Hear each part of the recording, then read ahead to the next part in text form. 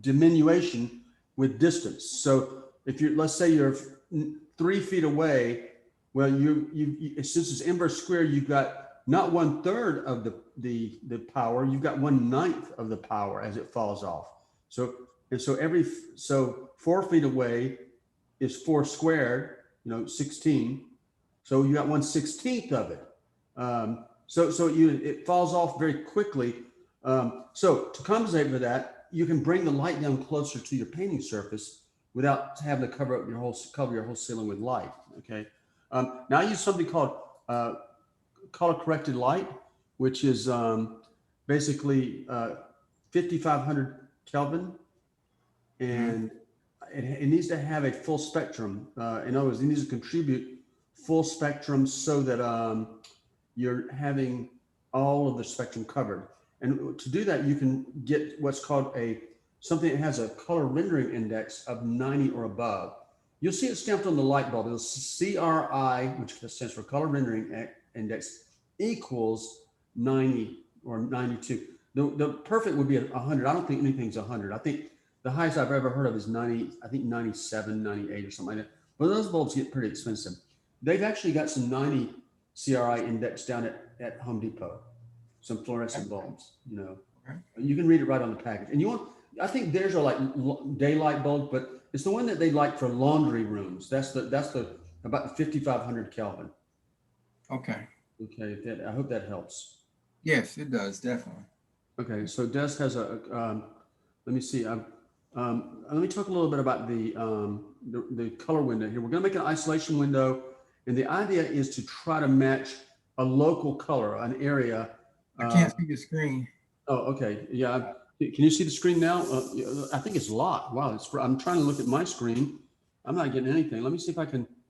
Let me switch cameras and see if it does. If it breaks it loose, because it looks like it's just frozen there.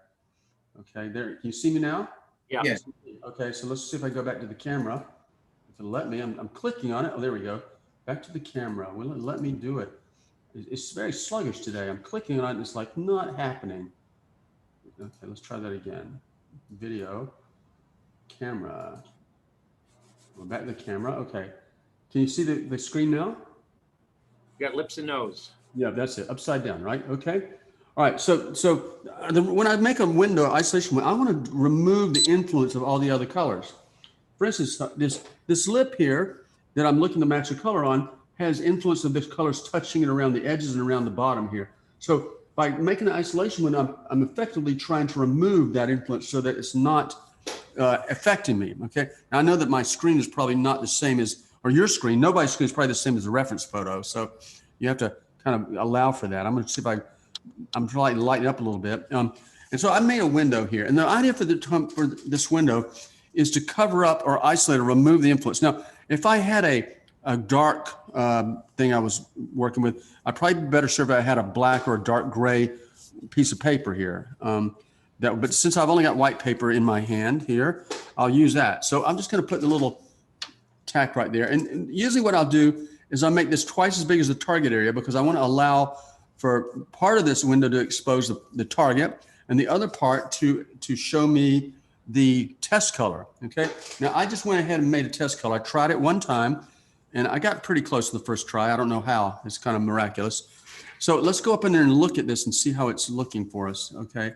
It's kind of a little bit of a shine on it, but you can see kind of down in here where I got pretty close the first time, although I didn't quite spray it 100%. You can kind of see how it's lying there. So what I'm going to do is put another coat on it, off the camera, of course. Put another coat on it and see if I can get that white that's showing through the paper to hide. So what I've done is sprayed a lot. You see it's wet. So let me dry it. I'm drying it with air right now. See how close I got it. I think for the first time, I kind of looked out and got fairly close to it. It's not a perfect match by any means, but it might be acceptable. And don't worry, I wrote down the formula so you guys can use it. And I tried not to use burnt umber in it. Why not? Because burnt umber, I think that everybody's burnt umber is so different here that I use a substitute of burnt sienna because I felt the burnt umber is just not going to give us reliable feedback. All right, so I'm going to slide this in there and you can kind of see kind of how this matches a little better like that. And it's a little bit on the dark side when I look at it. So you can see the bottom is slightly darker than the top.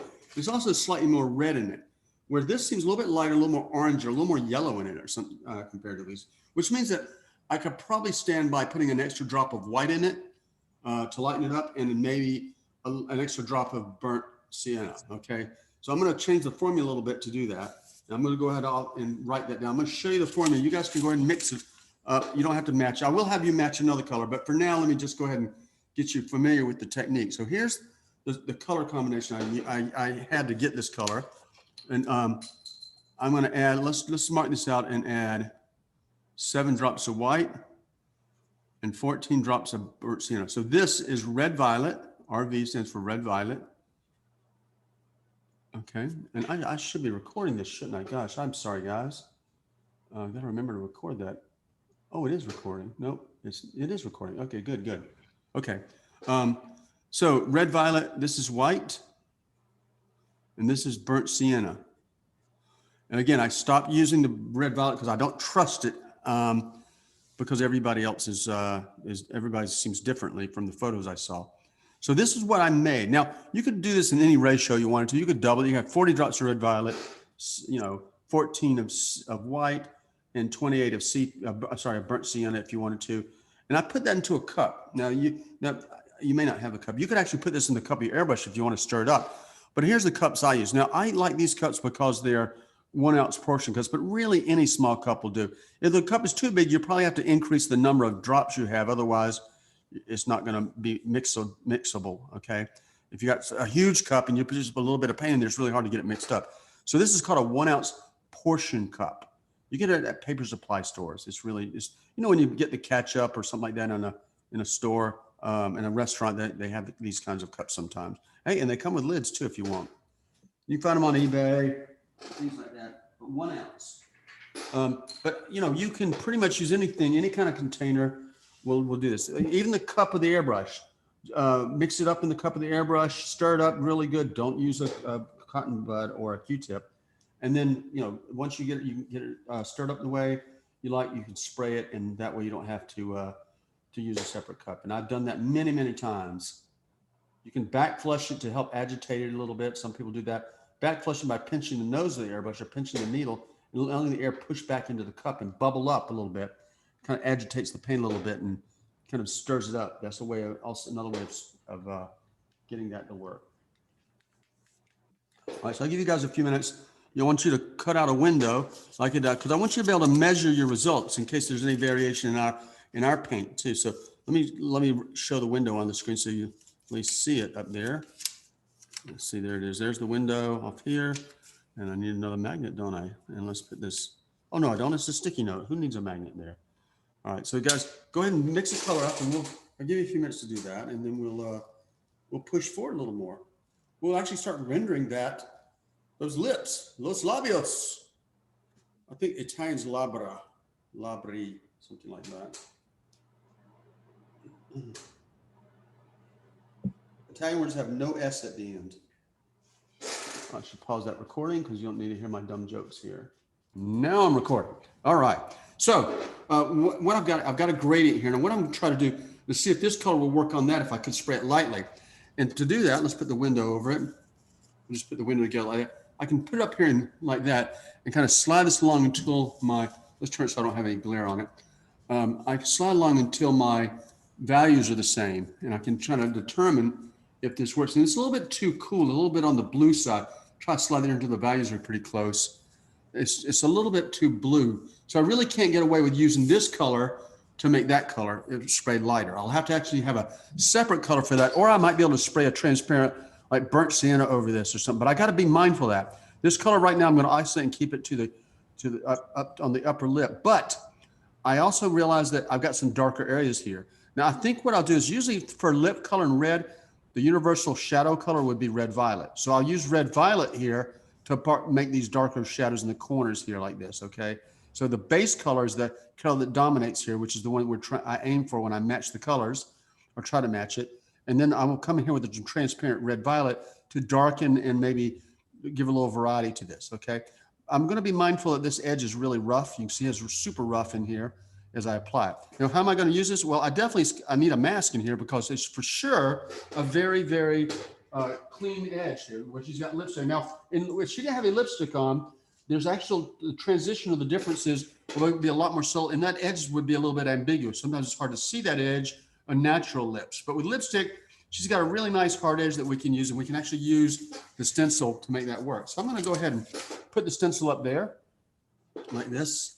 And guys, before we commit the paint to the surface, I'm going to advocate that you take a moment and test your color, okay?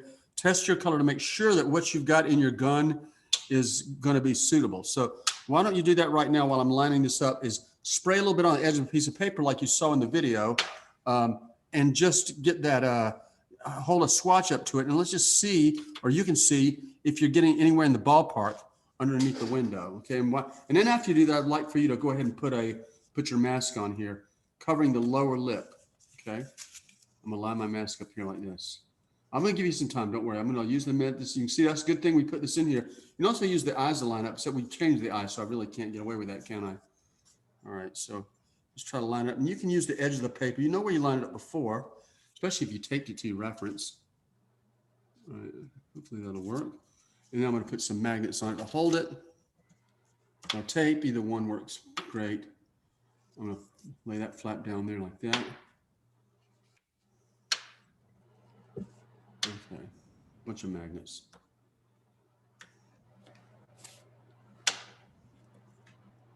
Okay.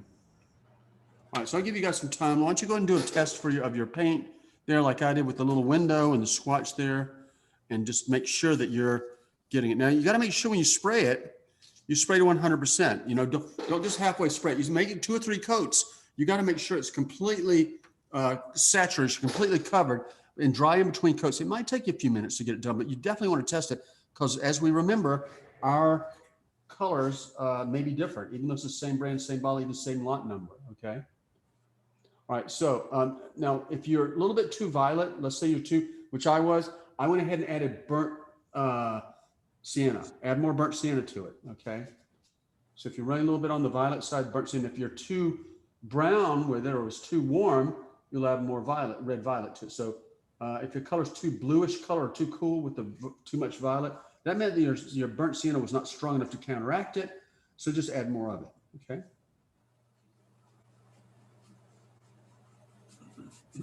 And let me stop recording for a moment while you guys match. Always verify the paint, guys. And just a little piece of paper, just takes a second, because you want to know what's in your airbrush for sure. Don't just go blindly and start hosing your painting down without realizing, you know, what's actually in it. So verify that color before you commit it to your painting. Always, always, always. Okay. All right. So it looks like everybody's doing pretty well there, and we're just almost ready to go. All right. Who needs more time? Raise your hand if you need a little more time. You guys okay? I got a quick question, Drew. Sure, no problem. What's the question? We pretty much, when we're mixing these colors, in order to make them the opaque colors that we need, you always have to add the white value. Is that true, to kind of get that opaqueness? No, not always true. If you start with a transparent color, you'll need to use the white to make it opaque. But there's some colors that come already opaque, like the Trident brand, and I believe that Badger has some opaque colors in there too.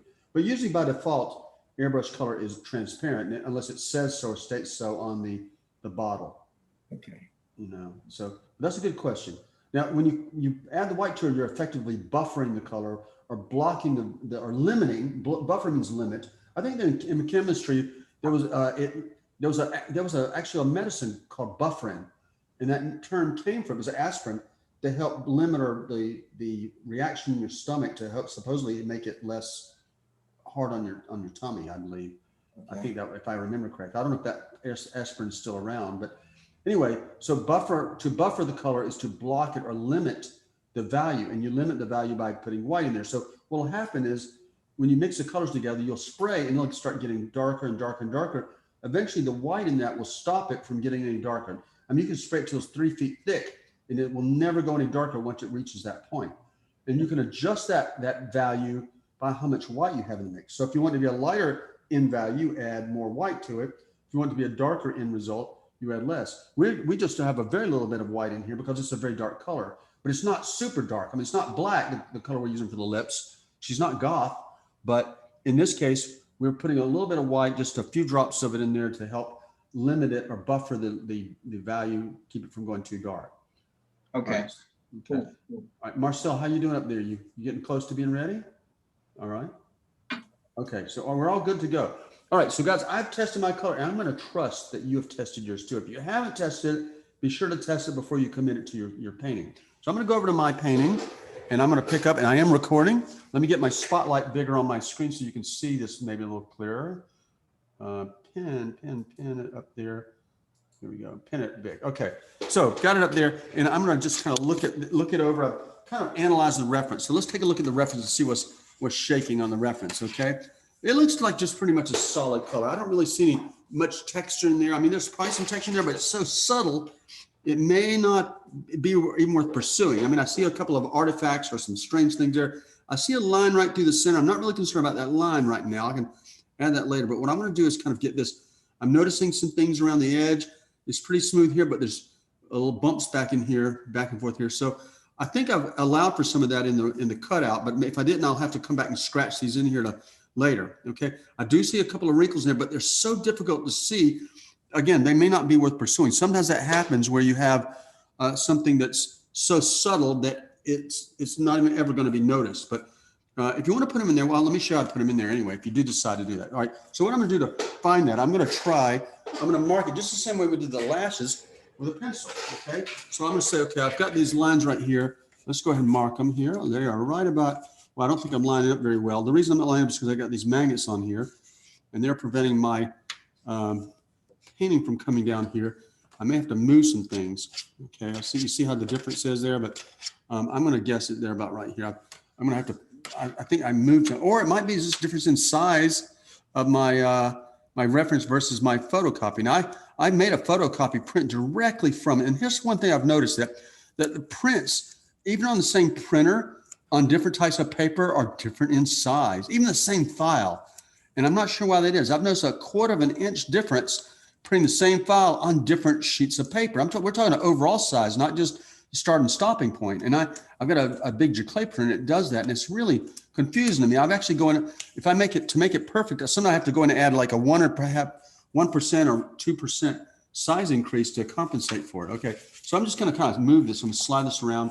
I'm going to move this. Just bear with me a second. Let's see if I can get this adjusted a little bit better. Okay. Let's get it lined up. I'm going to line it up like that. It looks pretty good right about there. That's decent. It's not great, but so you see this on me. So prepare that on your own that you may have to make this move yourself. And I'm not sure why it's off like that, but I'd rather work from I don't mind the lips being up a little bit or high a little bit is not going to really affect the overall painting. It just means it's a pain in the butt for me to have to change. So when I go back to the eyes, I'm gonna have to do the same thing. I'm gonna have to go back and move it back to where it was, but that's okay.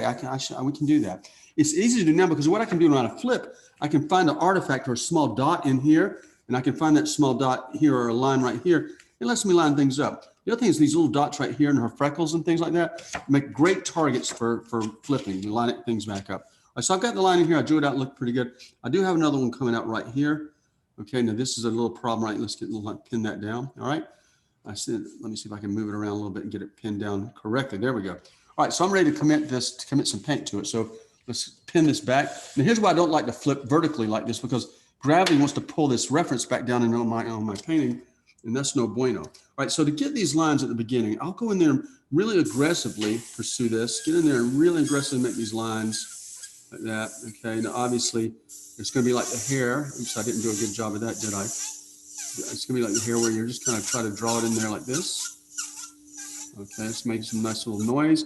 And then if you need to adjust the shape or the size or whatever you need to do on it, you just come back and massage it like this. Go in there and tweak it about with the eraser or the blade or whatever you need to do. I'm not really going to do anything because I don't, it's going to be pushed back in the background. Probably not going to see much of that. Okay.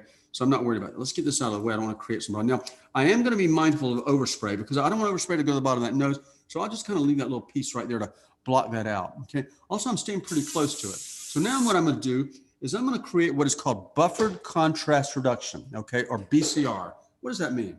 Well, basically when I spray the same color over this that I have sprayed to make these marks, when I spray the same color over this, These marks are not going to get any darker. They're pretty close to 100% coverage right now. They're not going to change. What is going to change is the background around it. The background's going to change and get darker. These are going to stay the same. Why is that? Because I'm already about 100%. I can't really get much darker than that. So as this continues to get darker, the difference between these two colors will become less and less, therefore reducing the contrast. So the contrast is being reduced by this buffered color. Okay. Now, if these were transparent colors, everything would just keep on getting darker and darker. Both would continue to get darker. Okay. But if this color is buffered and it's at the limit of it, as dark and as dark as it's going to be, or as dark as it's going to get, putting more color on there, more of this buffer color, is not going to darken it any further. It has reached the limit and therefore cannot be darkened anymore. The only thing that can change when I spray overall is going to be the background. The background is going to march toward this color and therefore becoming less and less contrasty. So hence the name buffered contrast reduction. Okay. So we're reducing the contrast with a buffered color. So I'm going to lay this in here like this. It looks like I've got to make sure that my lip is flush up against that edge there. And it feels like it's not. I'm feeling it there. I guess that's okay. So I'm going to go ahead and push it in. You see the color, the contrast starting to come down. And this is pretty solid. Remember, this is meant to be sprayed at near 100%. So I'm going to go ahead and not be shy about committing paint to this. And I'm about maybe 2 centimeters away, about 1 inch away. Okay, roughly. All right. So I'm getting there now. I'm going to look at now. Usually in lips, when you get up in here, it fades and gets very light. Okay, because you're getting up where light is catching it. Okay. So this lip is usually in shadow because it's tucked away from us. In other words, this is the bottom of the upper lip that we're looking at. Whereas this catches more light because it projects outward.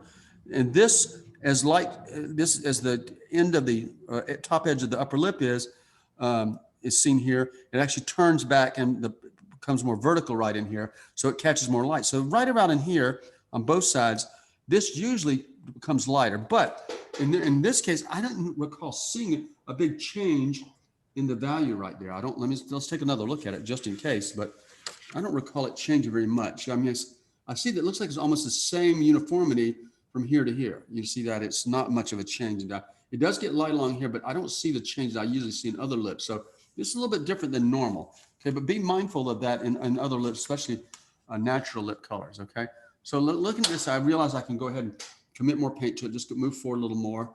I'm holding this down with my fingers like that. And there we go, like this. Okay. And there we go, just holding it down, give it another coat in here. And you can see what's happening to these wrinkles I drew. They're there, but they're becoming less prominent now, okay? Which is similar to the reference. So, hey, it works out, right? And so you see it didn't really matter if I was sloppy with those or not, because they become so subtle in the end that you really can't tell. They're just kind of marks that are very ambiguous. They're hard to see. So you see I'm doing this in several coats too, because I don't want to flood it. And I'm just going to get in here like this and run up in the edge. I'm going to try not to push too hard on the edge because I do remember that it's lighter along here, but it is dark in the corners because it falls into a shadow. Now, of course, my finger was wet. I mean, my finger was there touching the wet paint. That was no bueno, but here through the magic of airbrushing, we should be able to eliminate that problem like that. Okay, so you get a little more, and I do want to darken these down. The edges are dark. Also, the bottom lip is really, so you're going to see me run this right through here, this edge really close to it to make a line right here. And there I go. So I'm curious now, do I have it dark enough? Am I dark enough? Well, one way to do it is to check it, okay, to measure. And let's check it against let's check our test swatch against this. Oops, here we go like that. And we can see that this was too dark, okay? You can see it's too dark right there. So I don't want to go this dark. So sometimes I can look here and see, did it ever match? Yeah, it looks like it kind of matched right about in here, okay? You kind of see that little spot right there. It kind of matching that value. That's not a really good reference, but by doing that gradient, I kind of find a location for it where it matches, okay? So I noticed that it matched in that spot. So I can hold up to it and see that it's not a bad match. It's okay, but I think I can go a little bit darker, okay? Because it looks like, still quite a little bit too light right there. So I'm gonna push a little bit further. And normally I go 100%, so I probably should have had more white in here. Okay, that way I could just go to 100% and forget it. Okay, but I didn't. I didn't take that extra step to adjust it anymore. So I'm going to leave it there. I think I can go darker, but I'm not sure, so I'm going to stay lighter. I'm going to let that dry. Let's take a peek at it, see what we've got here. Let's just go ahead. I'll go ahead and take the whole thing off so we can see it. Actually, I don't have to take the whole thing off. I can just fold it down like that. Okay. Now, it's going to look really, really dark against this. Why is that? because it's surrounded by white. Remember simultaneous contrast in the video? It looks so, so dark. I'm gonna go ahead and take everything off here. And also I've got some really soft edges up there. You probably noticed that too. I don't want edges to be too soft, so I need to remedy that. How can I remedy that? Well, I'm gonna turn it 9 degrees. The reason I'm turning it 90 degrees is because I like to be able to flip it. And the reason I want to flip it is because I want to get some precision going on here. And it's hard for me to flip it when I'm flipping with this gravity thing going on here. So I'm going to move this over so you can see a little better. Let's get up in here like that. Okay. Let's back up the camera a little bit to accommodate the size. And let's get some focus. I just feel like I'm a little blurry today. Could be the time of day. All right.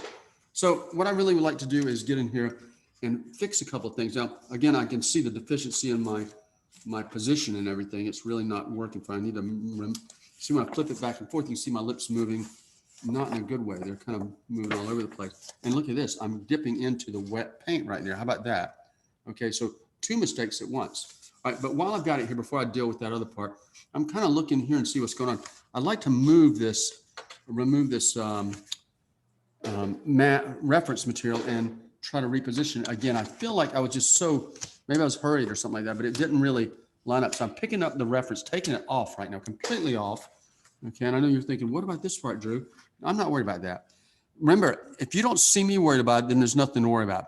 So, but if I get up and run out of the building screaming like a crazy person, then yeah, you better follow me because it means something bad's going to happen. So this is no big deal is what I'm trying to say. This is an easy thing. In fact, it may work out and enhances our painting. Of course, it's too strong. We need to knock it back. But if we knock that back and leave a little bit of a reflection there, it might actually help us, okay? You can see the back of it here where it picked that up, that paint up. So what I really need to do is I need to figure a way to put this on here. Is this getting dry yet? Not quite. Let's dry it with some air.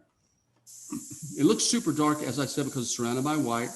But remember, the white color will look wrong when it's surrounded by white. As I mentioned yesterday, white is the enemy of your perception. It doesn't allow us to see the colors as they are, but it alters the colors on the way we see the colors tremendously. Let's back this up a little bit and keep it on target. I'm going to try to line it back up here a little bit. Okay, let's get in there. I'm going to try it. Let's line it from this direction. All right. So I'm just kind of working on trying to get that lined up. And that looks okay. I'm looking at the nose now. And the nose, you know, it's so odd the way the things are so off here when we worked with such great pains yesterday, right? To make everything, but the nose is not in the same position. Okay, but you don't see me worrying about that because a millimeter or even a quarter of an inch is not going to make a big difference here. She's not going to match I don't think by the way I've laid things in here, she's not matching perfectly, but she's pretty close there. I'm just kind of flipping back and forth to see what's going on. I'm not looking at the lips so much as I am the nose now. I'm kind of saying, what's going on with that nose? Am I right with the nose? It looks okay. The tip of the nose a little bit is okay. Let's look at the eyes. You can't see the eyes up here. The eyes are definitely high. So I'm going to, picking the whole thing up there. So I'm kind of looking at this going, what do I need to do? I think I'm going to slide the whole thing down a little bit. The whole thing down, like maybe like that, okay? So I'm just holding it down like that, and I'm checking to make sure things are lining up as they should. Make sure my paper's square. Okay, now it's too low. Let me bring it back up a little bit. Okay. All right. So let me do this. Let's go ahead. I'm really not happy with that. Okay. Why am I? Because I just don't think it's working to us. So what should I do about that? I need those lips in the wrong place. This is a good opportunity for me to give a little education about fixing a problem that let's say put the lips in the wrong place. Well, thankfully, we are in a position where the paint, we've hardly put any paint on there, and we're surrounded by a huge amount of white. Okay, so I have the option to go in there quite easily and alter this. Okay. Yep, you're right. So Marcel, you hit it pretty good. Windex. All right. So I can just take some Windex and I can wipe the whole thing off if I wanted to. I don't know if I have to do that, but I want to move it down. I want that edge to go, this edge is too high. I want to move it down. So I'm going to go in here with the Windex. I'm going to push it back. You see I'm rotating this. I'm rolling it a little bit. Okay, and it's going to get a little messy, but I'll deal with that. I'm trying to minimize the mess. Okay, so I'm pushing it down, pushing it down, pushing it down. I could wipe the whole thing off, but I don't think I need to go that drastic route. Even with the mistake in the center there, even when it lifted the paint up, I don't think that's necessary. Okay, I'm just going to try to push here. I'm going to rotate. Let's try the fresh end of it here. Let's put a little more Windex on that. Let's see if I can. Is your video frozen? It might be frozen because my hand's not in it. Okay. Yeah. Let me see if I can figure out what's going on with the video. Let me pause it. All right, let's get back into focus. Focus that.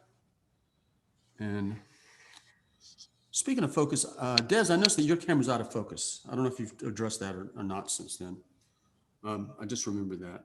All right, so I really need another Q-tip. I don't have one so in my hand, so I'll resort to the old paper towel. Taking the paper towel and I push it. I don't want to push up to the nose. I push it this way, and I lift up it, and I kind of scoop it up like that. Taking a fresh shot, I push this way and scoop it up. So I'm cleaning things up. Now there's a little bit of residue there. That is not a big deal for us, right? Because we are not going to worry about that because it's all going to be under other paint eventually. So I'm just kind of finding fresh places on the paper towel to remove this. Now, I used to sterilize these types of areas in my younger days. I would go in and just completely get rid of, obliterate any sign, any trace that there was ever any damage. I'm not sure why I did that. I think maybe I would just want to, I'm thinking that I could get a fresh start, but I found out later that leaving those little bits of pieces of debris in there actually enhance your painting. So now I'm going to be a little more thorough with it, a little more precise with it. Let's get back in here. So at least I know that the lips are right. And so knowing this, guys, that there may be an inaccuracy in our printout, you want to be probably doubly sure about your position of things. In fact, what you could use is a flip technique, kind of draw the boundaries of lips and reposition everything on there. Luckily, we kind of ghosted things in earlier, so we don't have to worry about it. So what I'm doing, I'm lining up on the lips right now. I'm sorry, on the eye, where we were on the eye. I'm lining up on both eyes, okay? Because, you know, they're pretty reliable.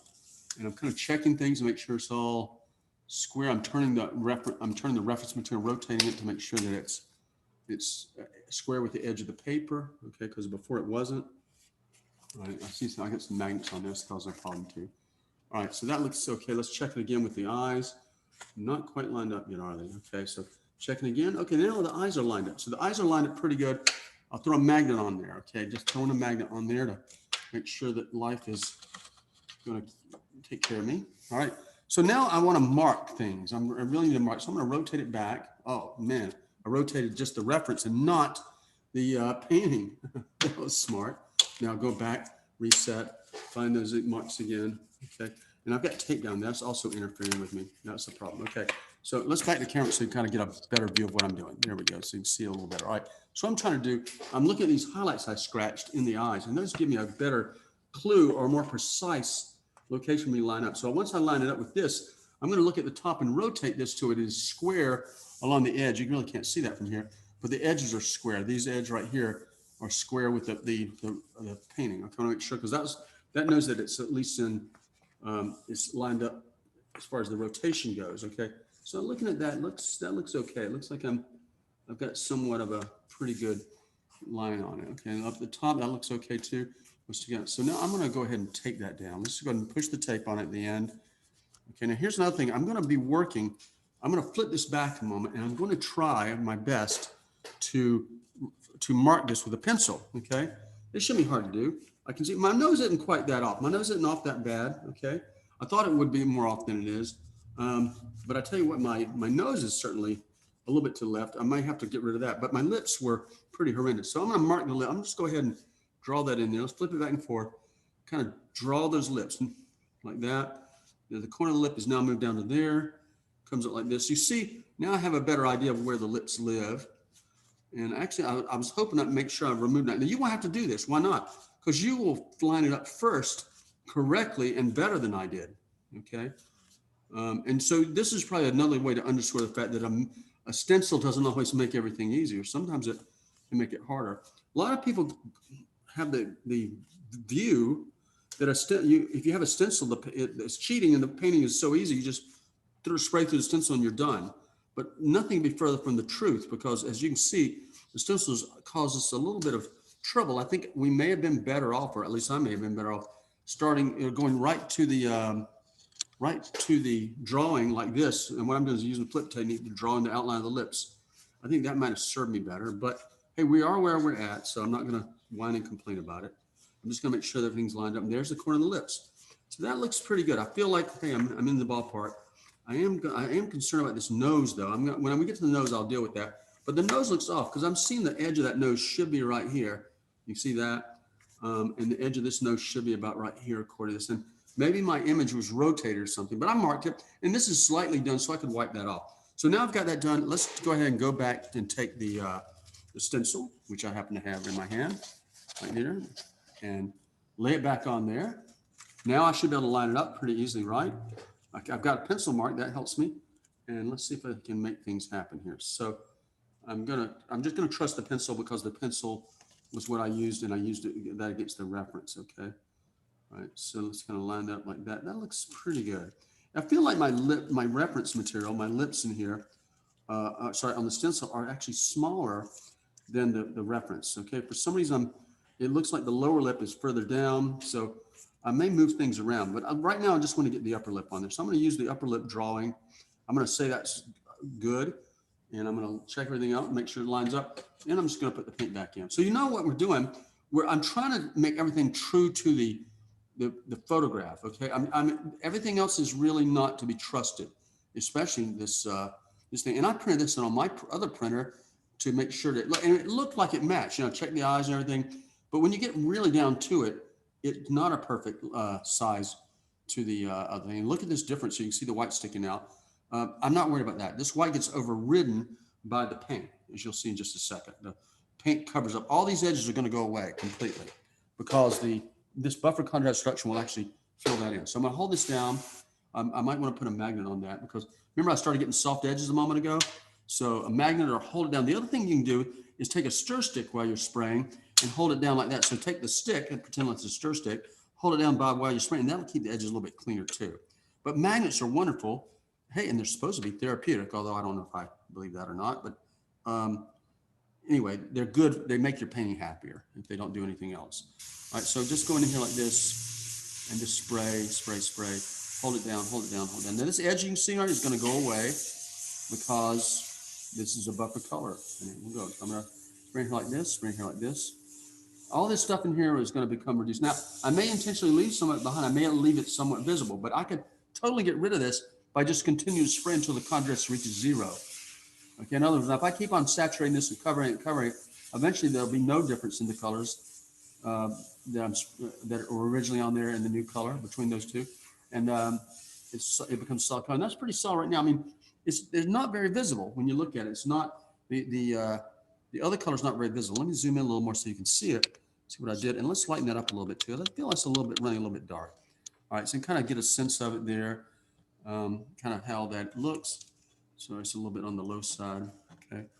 All right. So let's take a look at that and see if that did better. Okay. Hey, and this time, guys, I'm going to be careful about dipping my reference into it. Why? Because I don't want to make the same mistake again. So I told you I'd make a mistake too. So there we go. That's a little better. It's not. Now I do have some stuff going on in here. I can clean that up. That's not a problem. But I'm going to go ahead and remove my mask. I don't need that. Well, actually, I don't need it anymore. Why? Because the lower lip is in a little bit different position. Look at the line difference that the lower lip is. So when I put this back on, I'm going to tune it into the lower line drawing, which is different than the upper line drawing. Okay, I'm only going to think about that. I'm not really worried about that because I think that the lips are different, and my drawing is not corresponding to the stencil. Okay, my drawing, my lips are bigger than in the stencil. All right, sorry, than the stencil gave me. So I'm not going to trust that. Really, as I said yesterday, the stencil only serves to have you put things in the right position. And in this case, it didn't serve us very well at all, did it? Kind of screwed us over. At least me. It didn't screw you guys over because you guys haven't done anything yet. So you haven't made the mistake, thank goodness. So guys, what I'm doing is now's the time to go in and start doing some things. Now, remember I said one way to keep this off of this or keep from dipping into it is simply put that there. And that way the paint can't be touched by the reference material. Okay, I could do that, but I think I did touch it right there, but I think that now that was before I put the magnet on. So I'm doing is or you can just wait, you can just wait until it cures. Okay, now made a big scratch right there. That was a mistake. Okay, I told you I'd be making mistakes. Okay, and I'm just kind of roughing up the surface, trying to keep it from being too clean. I'm trying to scuff it up a little bit, but make a few bumps in it like this, just dots, putting dots in here and smudges. I'll kind of break it up a little bit so it's not quite so pristine. Okay, because in the reference material, it's not. Okay, I want to be a little rough on the edges here. Maybe that's a little bit high. Some smudges and smears. Now I've got a little bit too many smudges and smears right there. So I might be able to take the eraser back. I've just got a regular eraser pencil right here. I'm just using that because it's pretty precise. So let's see if I can get in there and remove that. And that does okay. It's not great, but it'll help. And there's a little bit of grunge and stuff around here. You see that? This right here, you can take more Windex on a paper towel and clean that up. You see where I picked up more paint there because I wasn't patient. Let me see. I got two problems here. Not I want to call them problem. Two adjustments that need to be made. One is I've got that dot where I scratched in too much. Easily fixed. Just block that off with a piece of paper. Cover it up. This Bazinga. It's about gone. Okay. The other one, let's just go ahead and reduce that there too. Same here. This I could use a little more paint right in here.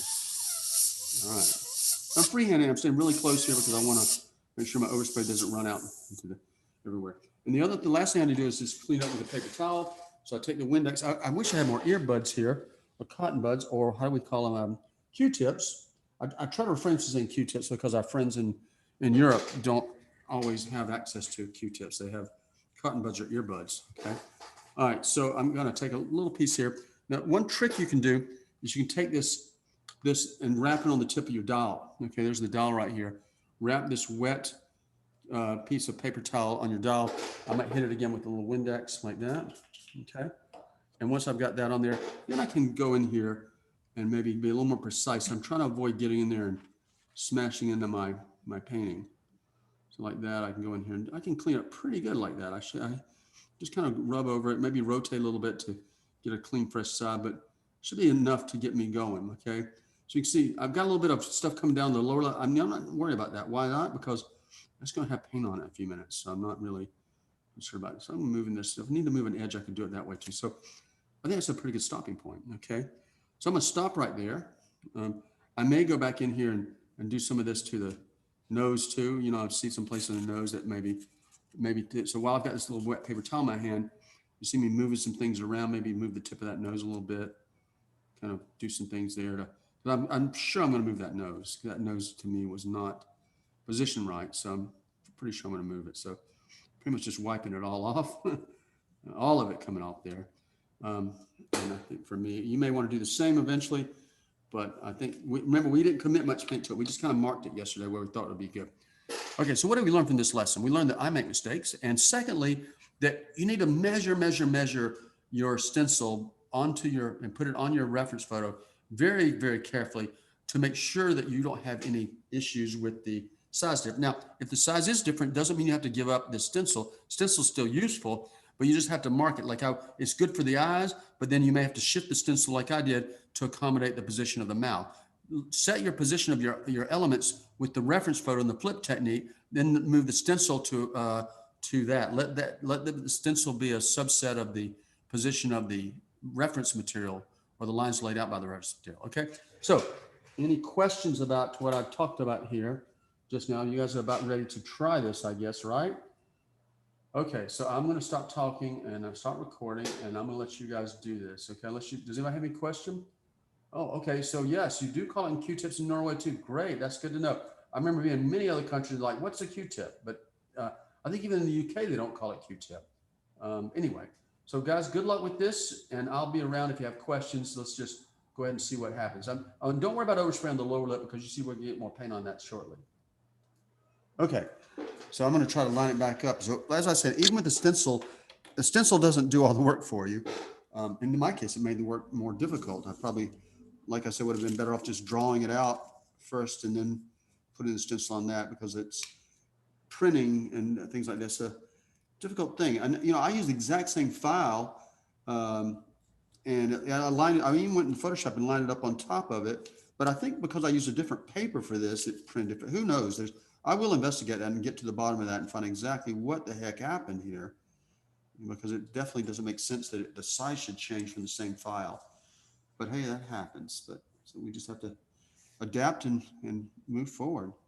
All right, so I'm kind of looking at some things. I remember I moved that nose over a little bit. I can really see that my stencil's not really lining up very well for me. I can see it right now. It's just being a problem. I'm going to try to line up a little bit on the eye there and kind of get the height. I'm going to drop it down. It looks pretty good. Okay, I think things are getting better now. Okay. I'm looking at my pencil marks on the nose. That's there. And I think, okay, so I think things are better. Okay, I'm lining up the bottom now. Now things are going to be a little bit tricky here, so we're going to have to bear with me here, and we'll get there.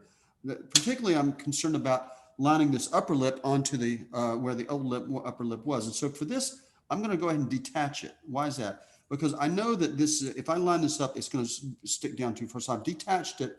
I'm going to manually go back in here and see if I can get it lined up like that manually by just kind of holding up like that. Now I haven't checked it yet, but I am going to check and see where, if where this line needs to be. But it's so dark, maybe I get away with it. No, I think I need to move it. Okay, why is that? Well, looking at it, I think it needs to move down here. So I think everything needs to move down here. So let's look at it like this. I think that this edge needs to move down to there. Why is that? Because when I flip it back and forth, it's definitely lower. Okay, so I'm going to lower this edge. Now, is this hard to do? No. I'm going to lower the lower lip edge. Why is it not hard to do? Because all I got to do is spray the same color on it, and voila, the edge moves. So I want to comment now. If you're not sure about it, you can kind of tell when you put this upper lip on there how big the upper lip needs to be. It needs to be pretty big, and also you can tell by the gap here that I need to adjust it. So here goes another adjustment. I'm going to go ahead and spray now another adjustment on here. Let's just drop it down a little more. Just hold it down as best I can. Okay. We're blessed, or we're fortunate that this color is so dark in here, and we got a buffer color. Could you imagine if we were working transparently here, these would be huge edges sticking out of here, really big edges, and we really wouldn't be able to conceal them very easily. But now with the usage of this buffer color, we can hide these edges like they were never there. Great concealment. All right, I had to put a little more paint in there because it wasn't. There we go. All right, so let's take a look at that and see if that is serving me. I'm just going to kind of peek up under it real quick. Let's just lift that up like that. Remember, this paint's wet, so I'm not going to make that mistake again. Oops, I did make that mistake again, just as I said it. Smudged it a little bit there. But anyway, now I'm going to not dip it in there, but now it feels a little better. Boy, it looks really dark, doesn't it? That's kind of scary looking. It looks so dark. I'm thinking to myself that did I go too dark? Well, if you ever get that feeling that it's too dark, you can verify it, that color. You can judge it. So by spraying a little bit of paint onto your paper, and I'm doing that, I'm spraying right on a piece of paper here, on the edge of a piece of paper. And I'm just going to spray, let it dry. Okay, spray it. If I had that other piece with the circle on, I could use that. Yeah, I do. I have that. Okay. So the piece with the circle on it is here. Let's go over here and look at it. And this piece with the circle on it matches pretty good right in here. Okay. So let's pull it back a little bit and see if it matches in here still. Okay. And it's running a little bit dark, but it's not too bad. You can see right here where it touches it. It's still light enough. But when I remove the mask and all the overspray around it, it looks frightfully dark, doesn't it? It looks really super dark when I pull this mask back. I'm like, oh my God, it's so dark. She's turning goth on us. But in reality, once we put all the dark colors around these lips, it's not going to look so dark. But this lip is going to look a lot lighter because color is relative. Remember that simultaneous contrast. Remember what that is. That is when two colors touch each other or two colors come in contact with each other, our brain, our perception pushes them further apart than they really are. Okay. So because it's surrounded by white, it's going to make it appear to us that you give us the illusion that it's darker than it really is. Okay. So, keep that in mind, that it is, you're falling under the spell of an illusion here with regards to the value of that color. Okay. It looks black, to me, but when I hold it up to the test reference, when I hold it this test paper right here, it matches pretty good in that area where I said it matches the reference material. So I just have to trust the paint. Can't trust my eye. My eye is totally unreliable here. So trust the paint, measure and trust it.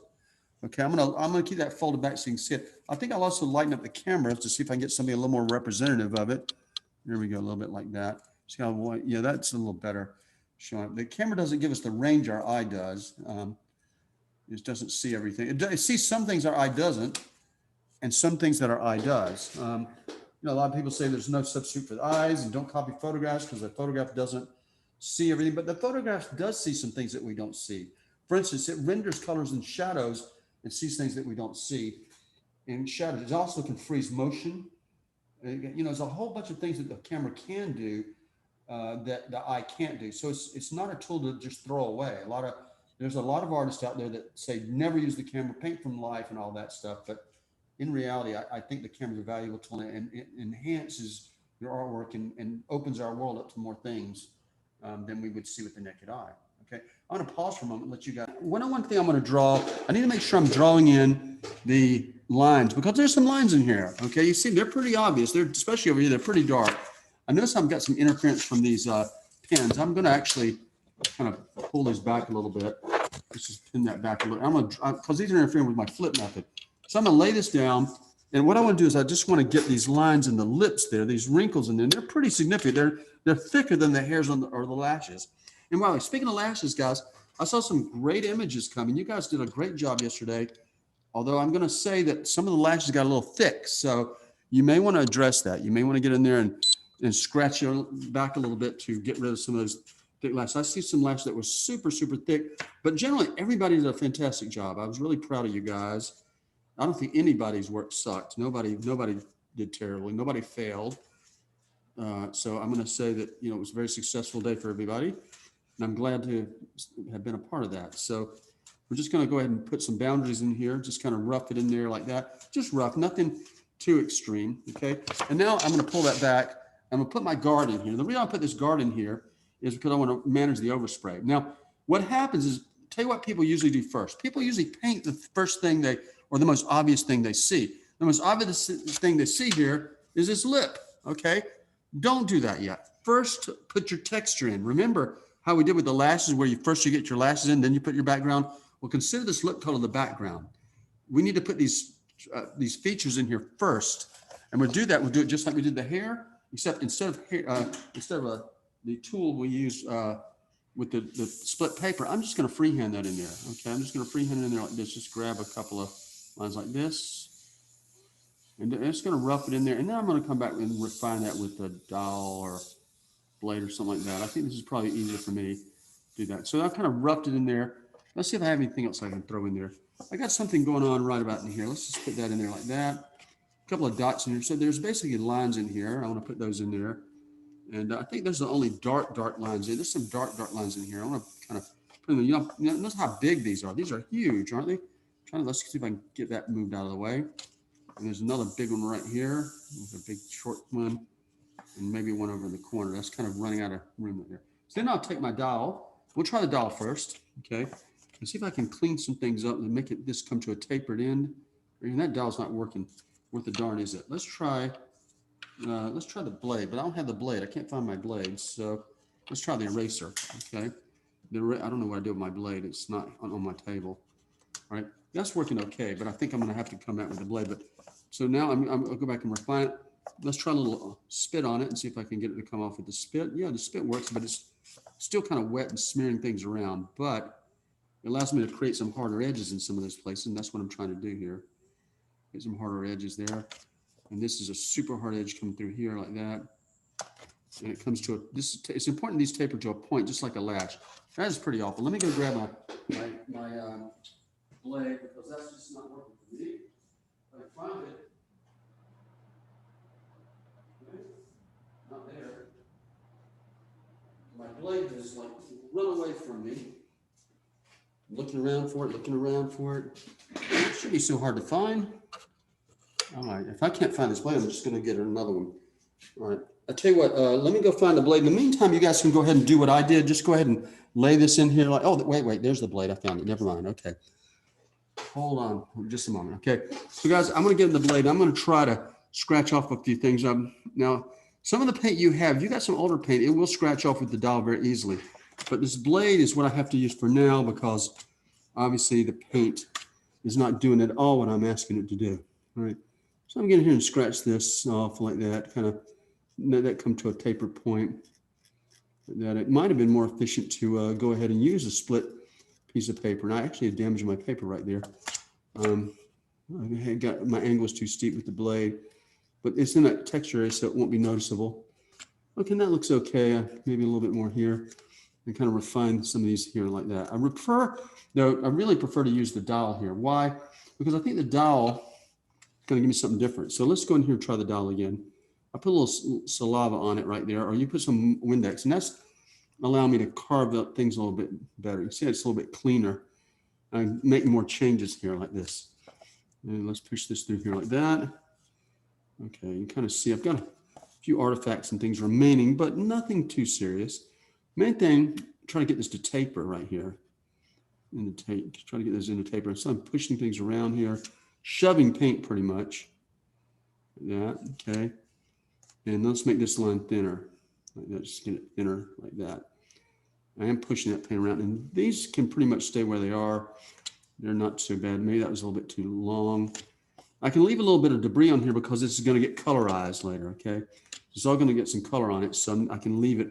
It looks like there's a kind of a round highlight on top of this, and a little line that comes up into that. Flip it back and forth, checking my work a couple of times to make sure I'm doing the right thing, and yeah, it looks okay. And I'm going to stop right there. So I'm going to leave it there. There's some stuff in here. Now, this is the part where I used to go in and clean all that up and just get rid of all of that. I used to do that. Not anymore. Why? Because look at this color. This color is going to get some color in there. This here is going to get some color in there. And you're not really going to see that. The only thing I got to be careful about is I kind of see that ring around that one right there. I got to break that up so it doesn't look so much like it's a ring around it. So it looks like, and when I use the blade, my angle was too great, and I actually cut a line in there, but I think I can kind of reduce the presence of that ring by kind of going in with the dowel and kind of breaking that edge up a little bit so it's not quite so obvious a ring. Here where I scratch and scrape it, it's actually hanging on the paint. I damaged the paper right there. So like I said yesterday, because the paper is designed for the blade doesn't mean it's impervious to damage from the blade. Fortunately, when an area where it's not going to be seen, but this could easily be an area that is seen and is exposed. So let me get in here. I'm just going in here. And you can put some Windex on the tip of this. That's a really powerful ally for you. Okay, so I'm going to stop. I'm going to pause it. Do you guys have any questions about this? This is the same color. Okay, so I'll stop. I'll pause and let you guys record this and see what I can do about making it happen. Same color, of course. This is what makes it easier. Now, the same color is not uniform, but this same color is in some places, okay?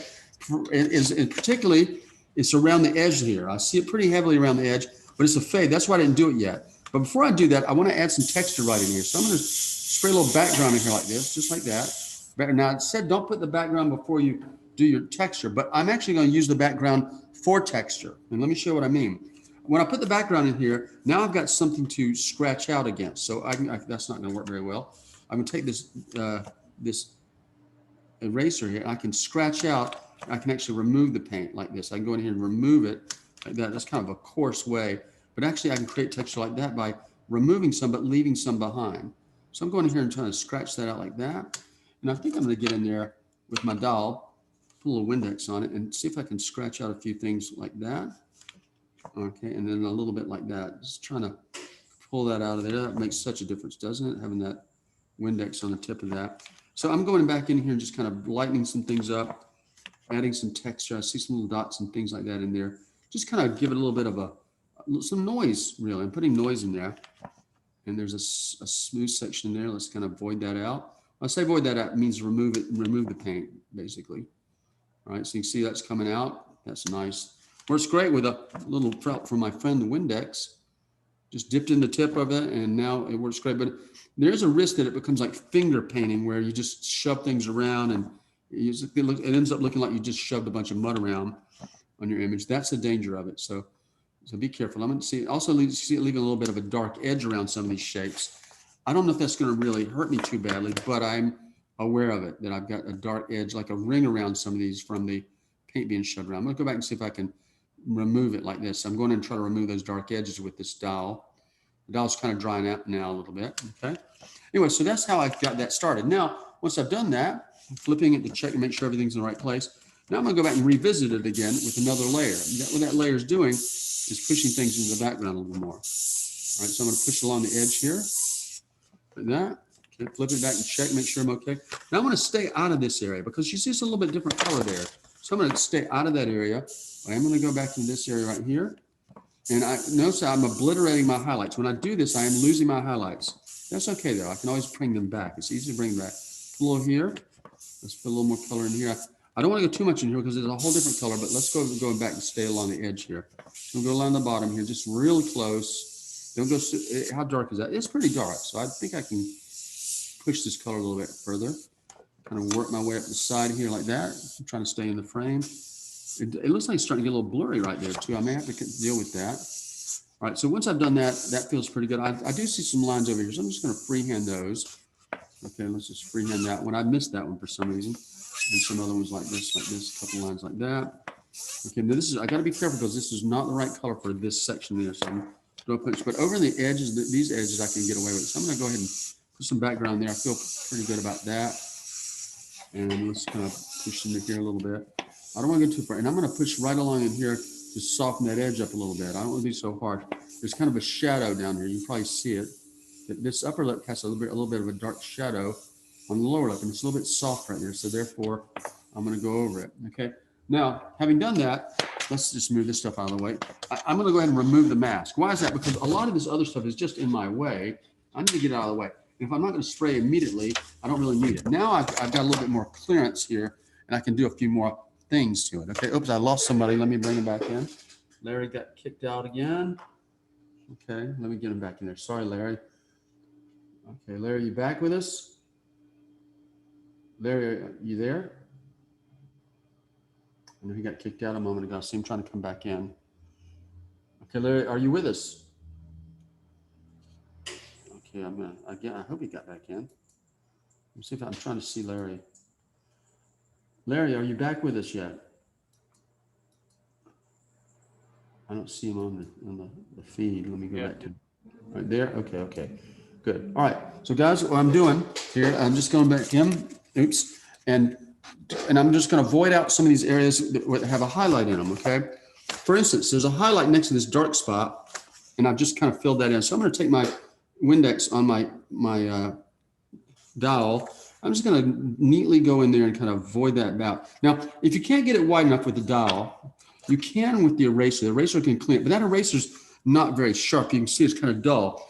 You don't want to put the eraser in a pencil sharpener. Okay, why not? Because it'll make a really long stalk like this, and it'll be too flexible when the pencil sharpener gives this long part. So you really need to work with it with two. You've got two options. You can take the blade like this and just trim it back to get the effect you're looking for. You want kind of a point. I don't really have a point on it. What I do is I take it almost to a point and I cut it off usually. But for this, I need a point. I usually cut it, make it flat faced. But here I kind of need a point because I want a little more precision. Okay. And I'll tell you what, there's an even better tool out there for this. It's called the extra aggressive eraser. It's an old antique eraser, about 40 years old, for use for typewriters. And it is hard like a stone, and it cuts like I hate to say it like Brad, a tribute to Bryan Adams, cuts like a knife because it is so powerful. It actually can cut a super fine line and scratch across here. It leaves a hairline there. I'll see if I can pull one out so we can demonstrate it for you later, okay? Because it's a great tool. We don't really need it too much in this one, but when you're doing male portraits and things like that, it's extremely handy. All right, so I'm working through here. So what I'm doing is starting to pull out some of these highlights, lighten them up, clean up some of the debris that's inside, and soften up some of these too. So I'm making a circle here and a circle there. Now, it's a little bit hard to be precise right here because it's a thin area. This is why I wish the dial was working a little better. Okay, but if I'm careful, I might be able to get in there and kind of avoid those. I'm trying to get all the debris out of them and get them to become a little more bright, not pure white, but lighter than what they were.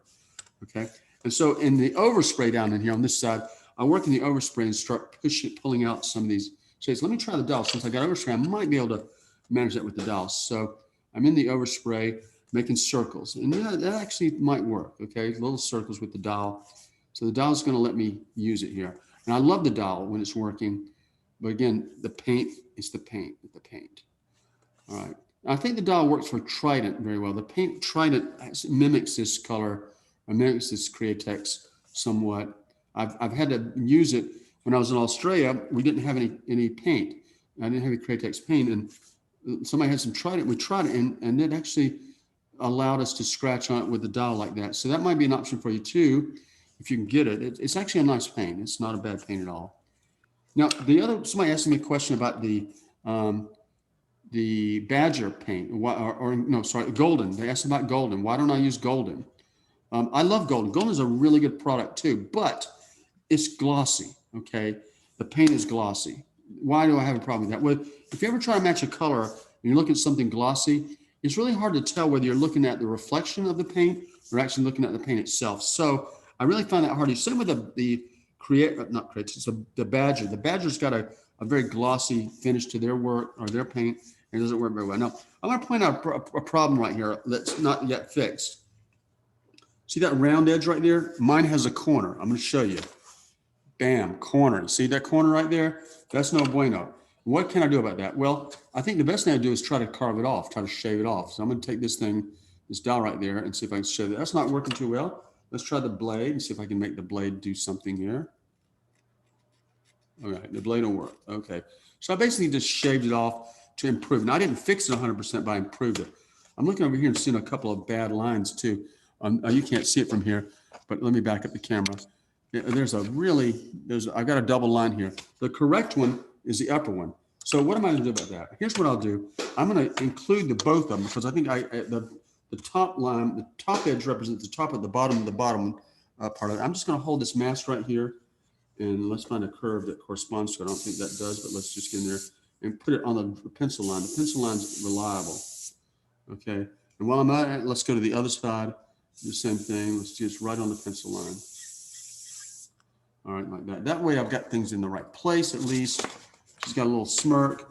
I am going to soften this up, but I don't have the right color in the gun to soften it up right there. I am going to put a little color in here like this. And I'm going to go and make that a little thicker right here. Like that. Okay. And I don't know if I have much. I can afford to go a little bit darker down in here in the corner. I am freehanding, which is kind of dangerous, guys. But I'm staying super close. I'm a quarter of an inch away, if not closer. Okay, so I can also see I need to go darker in this bottom lip right here because it's very close to the color of the upper lip.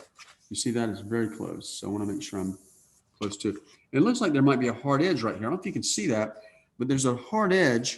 If you look carefully, that this color right here, if I hold that up to it, maybe you can see it. Right there's a hard edge. Let's zoom in a little. Oh man, sorry, I hit that button again. Let me turn it back on. What happens when I hit the actual cord and that knocked it loose. Let me get in close to it again. All right. Okay, and focus. Okay. So let me get back to it. I see a hard edge right here. So if I hold the mask up to it, you can kind of see that edge right there. It's right in there. So I want to replicate that. I want to put that in there. I'm going to guess where I think it is. It looks like it's about right here. So I'm just kind of, let's dust in very lightly with a ghost in there. Kind of see if that's the right spot. Okay, and then check it. Is that the right spot? Yeah, it's pretty close. Not bad, not bad. And I want to put a hard edge over here too. So it's a straight edge. I don't know if it's a straight edge. It appeared straight enough in my image. So it's the shadow's pretty hard edge right there. And I think I'll leave it right there for now because that seems to be a pretty good trick. I'm noticing a problem right here. Let's see if I can fix that. I need that line to go that way. Okay. A little bit more like that. And then I made it too long just then. So I need to shorten it up a little bit, let it fade out a little bit. Let's just take the eraser and fade it back a little bit.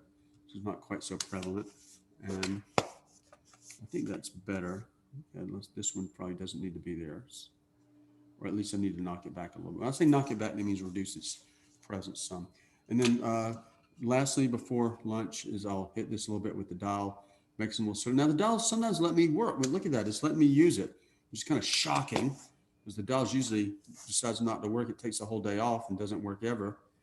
But now it's working somewhat. I just have to, and that's without any type of chemical on it or anything. It's actually worked pretty well. The reason I'm not doing this yet is because I need another color for that, so I can't do that yet. Okay, I'll see a little bit dark in here. See, that's a little bit light, and I'm a little bit dark, so I'm going to take the eraser and just make some circles in there to lighten that up. When you use the eraser, you create some texture because it leaves some debris behind, and that's to our advantage here. Boy, I see that line is off too. See that line is flat there. I got a flat spot right there. I really need that line to come around like I've drawn it. You see how I drew that line in here like that? Flat spot. Now, how do you get rid of that? I'll get rid of it after lunch, but for now, I'm going to break it up so it's not a hard line. So what I'm doing is breaking it with the eraser, just going right on top of that edge to make sure that edge is not hard. So it's it's rough, it's organic. It's not really the line that's going to interfere with my life. Okay, I'll stop right there. I'll let you guys take that on, and hopefully things will go smoothly for you. I know we're kidding on 1 o'clock, so if you guys want to work for a few minutes, then we take lunch break. That's probably the better thing, I think. So while it's fresh in your mind. If you go to lunch and come back, there's a chance that, hey, I forgot what Drew did. Okay, because I forgot what I did, and I just did it. All right, so I'll pause the recording, and I'll let you guys catch up to that. All right, there we go. Okay, so there's advantages to the transparent, disadvantages, of course, and one of the advantages of transparent paint is that it preserves the texture. So if I spray this over here over all this, my texture will be intact, but it's not as accurate as, say, a buffered color. A buffered color you can match and put on a swatch and know that when you put it on there, it's going to be right. But the problem with that is, because it's opaque, it's going to obliterate or at least compromise this detail right here. All this detail is going to get kind of put away. So I'm going to show you, I'm going to have Sylvia show you a way to match your color with a transparent paint. Okay. Now why I can't match color easily with transparent paint, because remember, when you match a color with opaque paint or buffer color, you spray till 100%. In other words, you spray until it quits getting darker. You keep on spraying until it quits getting darker. And there, that's where the value is set. You know that you can understand that your value will land at the area where it gets to 100% right there. Okay. But you can't spray a transparent paint to 100%. Why not? Because it becomes near black. It becomes so dark when you spray 100%. So if you're aiming for a light color, you can't spray 100% on with your transparent. That you have to find a value of the transparent color that matches the value of your target right there. And so the way you do that is you create a gradient. You spray a gradient when you're testing. You spray dark to light, and then you slide it up under the window, and you measure to see. You slide it back and forth until your gradient matches the value you're aiming for, which in this case is one of these colors in here. And then once you do that, then once you match it, then things are good. Now you adjust it once. The reason I say you just set it for the value, you slide back and forth and get your value. Once the values are set, you can see if there's a difference between the hue and saturation. You can see if it needs more green, more red, more blue, more purple, or more intensity. Because remember, let the value lead first. First get to your value, or aim for the value first. And then once the value is similar to your target color, then it's a lot easier to judge hue and saturation. When your value is really different than your target color, it's hard to tell if your hue and saturation are okay. So if I'm trying to match, let's say this, I don't know, let's say I'm trying to match, I don't have anything to match here, really. Let's say I'm trying to match this color, and this is my value, okay? This value is so much darker. Well, actually, it's not that much darker, okay? It's a lot, just a glare on there, but this value seems more dark. I wish I had my other example. That's a terrible example. What's wrong with me? Oh, there's my other example. Let me grab that, okay? Okay, so let's say I'm trying to match this value. Well, over here, I can't really tell if my hue and saturation is any good, because at 100%, the value is super dark. But if I do the overspray thing and let it be a gradient right there, I move it until the values are similar, as I said a moment ago, and you can start seeing that, hey, I need a lot more. There, the values are getting pretty close right there. You can see how the values are similar.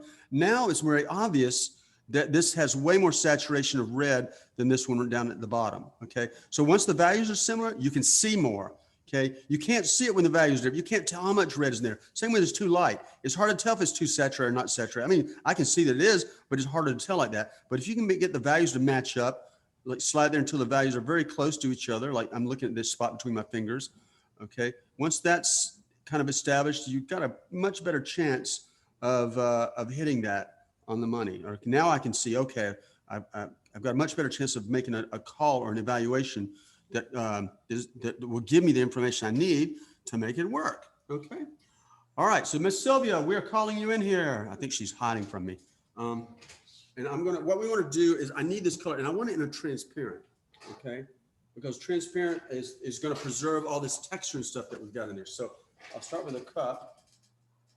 And I think Miss Sylvia is hiding from us. I don't know. She's in there doing something, but I'm not really sure. Let me pause the record button and go fetch her and tell her she is up. Curtain call. All right, now I'm in back. Okay, so there you go. Sylvia, you are All right. live. Okay. So first of all, when you mix a color, you probably know this already, but just to make sure, you have to make sure that your cup here is clean and you don't have another color there, because you don't want any contamination. Okay, that's the first thing you're gonna check. So because Drew cleaned the gun, but I want to just rinse it one more time, just in case, because I saw a little bit of paint in it. It's not perfectly clean. It's not perfectly clean, yeah. So yeah, you can probably, can they see that? Yeah, that's been dirty gun. That's water going through the, look how much dirt is in there. Yeah, it's very dirty. So I'm gonna rinse the gun another time, just a couple times, just to make sure I don't have much contamination in my gun. Okay, so it's better now. It's still not perfect, but should work. All right. Okay, so this is my cup, and because this is a reddish color, obviously, I think my color, like Drew said, the first color is going to be scarlet. Okay, so obviously this scarlet is very bright, and I'm going to need to probably to darken it and reduce the saturation of that color. But for now, let's see if this color is ready to go. It's probably brand new. So, let's see. Okay. Drew, have you used this red before? Because there's the lid on it. I can't really use it. Okay. It's brand new. So I might have another one here that might have been used. all right, that's fine. Sorry, guys. Just This was good. This was good. just a sec. That was good. It's fine. Yeah, that one did. Okay. So the new pen has got a cap inside the lid that has to be yellow. So, okay, let's start with 100 drops of red. 5, 6, 7, 8.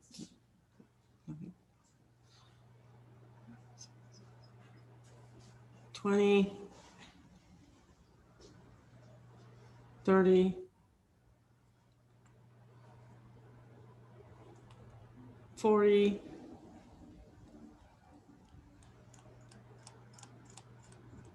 50. Sorry, this is boring, I know, but I have to count. Oh, wow. You always 70. got it.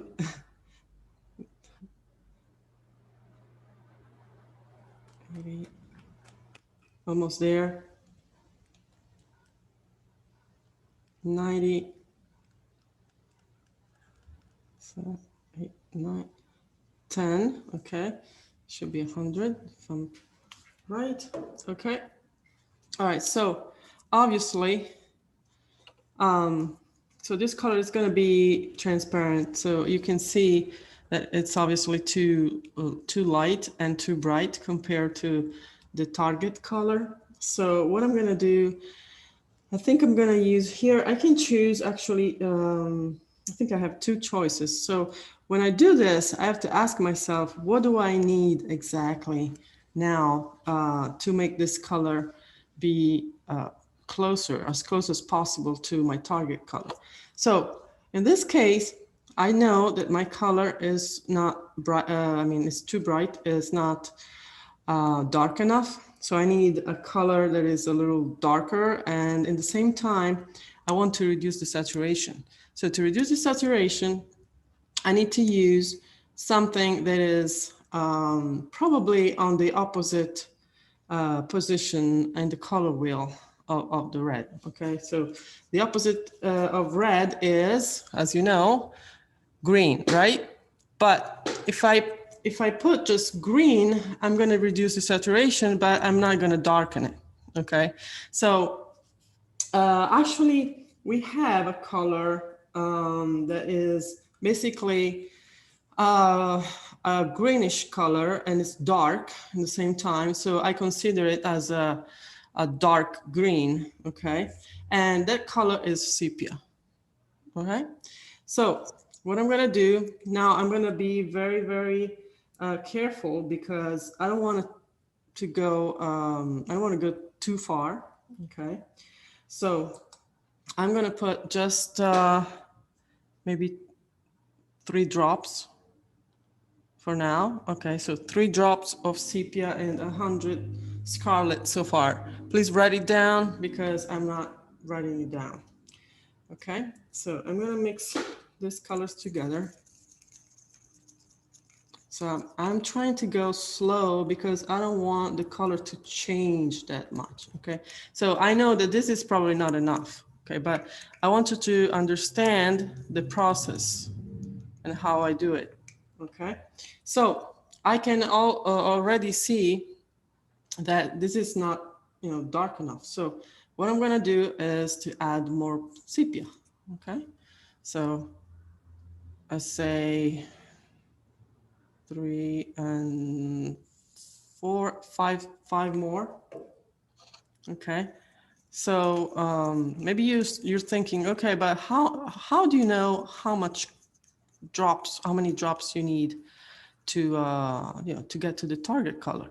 I don't know. I'm guessing. Okay, and obviously, if you have a little bit of experience, you'll be able to understand that a little better. But basically, at first, you just have to guess and go slow. So my suggestion, my advice is to, when you do this, just go slow. Take your time. Even if it's boring, I know it's not that fun, but at least you're gonna get to the color you want. Okay. All right. So another thing you have to remember is that if the perception of your color in the cup is not exactly the same perception you have when you spray that color. So in other words, when you spray this color on the paper, that color is going to get darker. Okay. Okay. So what I'm going to do now, just to show you what happens, I'm going to spray on a piece of paper. Okay. I'm just putting a couple drops in my cup. I know this is not still not right, but this is the only way to really understand where I am. Okay. So I want a color that is transparent. So when I do that, when I test the color, I basically make a gradient like this. Okay, because I want to have different values of that color. So in that way, it's going to be easier to compare, because I don't know exactly which value I'm going to need until I compare it with the reference. All right, so this is my first test. Before I compare the color, I'm going to dry it very well, just like that. Okay. Usually I do maybe 2 or 3 layers just to make sure I have, all the values I need. Okay, I'm just using air now. Only air, drying. Okay, almost there. Let's see. Okay, just this corner. All right. So now I have 2 choices. I can compare this color by using the window like this, okay? If I have to match a certain spot, an exact spot, or I can just measure without, okay? It depends also, like this, you'll be able to see the right value you're gonna need. But for now, let's focus on the hue, okay? So you can see very well right here. I mean, I hope so. I don't know if you can see very well from the video. Is it too dark, guys? It's okay? It's hard to know. Can you see the difference? Looks okay for me. Okay.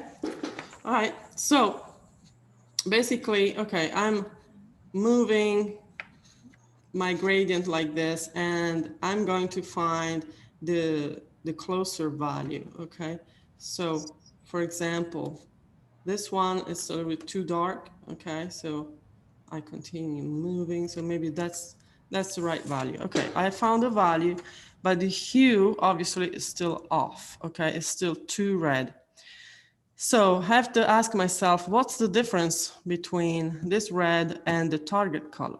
So the target color is kind of a brownish color, okay? It's a reddish brown, okay? So I have to add some more brown, basically, okay?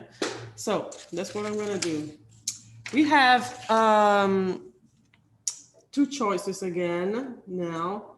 The first one is still sepia, but maybe I will add a couple of drop of sepia just because I want to get rid of that red. It's still too bright. Okay, and at the same time, I can choose also the burnt number. Burnt number, it's another brown. It's more compared to the burnt sienna. It's more gray, like on the green side, and it's warmer. Okay, so I have to be careful because I already have a lot of red, so it's very tricky. Actually, let's see.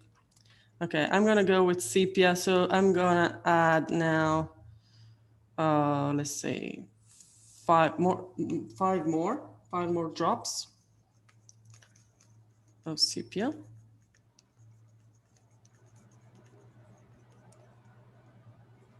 Okay. All right. Maybe it's not enough. I think I'm gonna need a little more because it's still too light. So let's say 3 more. All right. So I added 8 more total. Okay. Okay. And now, because I want this color to be a little more brown, I'm gonna add some burnt umber. So I have to be careful because if I put too much, this color is gonna get brighter again. So I don't wanna put too much. Let's see what happens. Let's put 4 burnt umber for now, okay? Okay, let's mix. All right. All right, so now I'm ready for the second test. Before I spray, I have to make sure that my gun is clean again. So I have to rinse my gun again a couple times. So it takes a little bit of time, guys. You have to be patient, but it's worth it, okay? All right, so I'm going to test this color, just 2 drops. It's more than enough. Okay, I'm pretty sure it's not enough yet, but I just want to be, careful. I want to show you what happens. Okay, so let's see. Hope you can see that. Let's see. Okay. Let's do this. Maybe, okay, this should be a little better. Okay. All right, so I'm spraying a gradient again.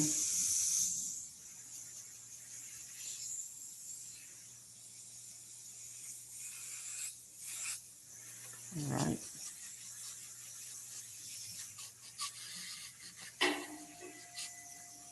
Okay. It's dry, very dry. But you can't really see the result until it's completely dried. That's why I spent a little bit more time on this because I want to make sure I can see the real color. Okay. I put too much paint there, but just trying to be fast, but it's very hard because you have to give it some time to let it dry. So helping the drying process with some air here. Hopefully you'll be ready in a moment. Okay, so a little more there, still wet.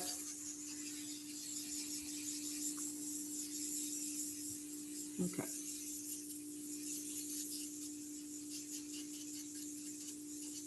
All right. Okay, so let's see what happened. So this value is very dark, obviously, so I have to move it until I find the right value first. So obviously, okay, this value is very close. Obviously, it's still too red. Okay. So that means that basically, I have a feeling that I'm going to need more sepia. Okay. So for now, I'm just working on this, with these 3 colors for now. Okay, so I'm gonna add more sepia this time.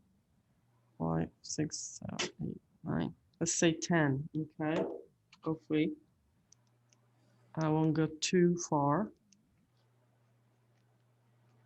All right. Let's see what happens. All right, now I have to take a moment and take a look at it. And let's see, I'm trying to compare, even if it's very, very difficult to compare it directly from the cup here. But at least I have an idea, okay, of what I have. So what I see here is that, you know, this sepia is helping me, but the color is still too red. So sepia obviously is not enough. It was good because it helped me to darken. But now if I compare this color to the target color, I see that actually this is more, it looks like there's more like a bluish color compared to this one, okay? So the question is, am I gonna add some blue, or I'm gonna be careful and use something that is still on the family of red, of the reds, which is the red violet. Let's see. Okay, so let's see if I have it here. Oh, I have red violet right here. Okay.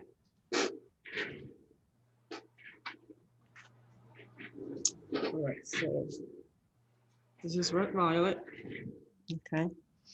So why am I doing this? Because red violet is still a red, but there's blue in it already. Okay. So I have to be very careful again.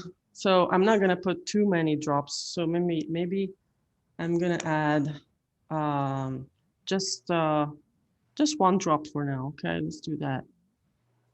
Let's see what happens. Okay. All right. So it's maybe not enough, but before I go too far, you know, I want to test the color and see where I am. So I'm going to rinse the gun again. All right. Just take a second just to rinse the gun.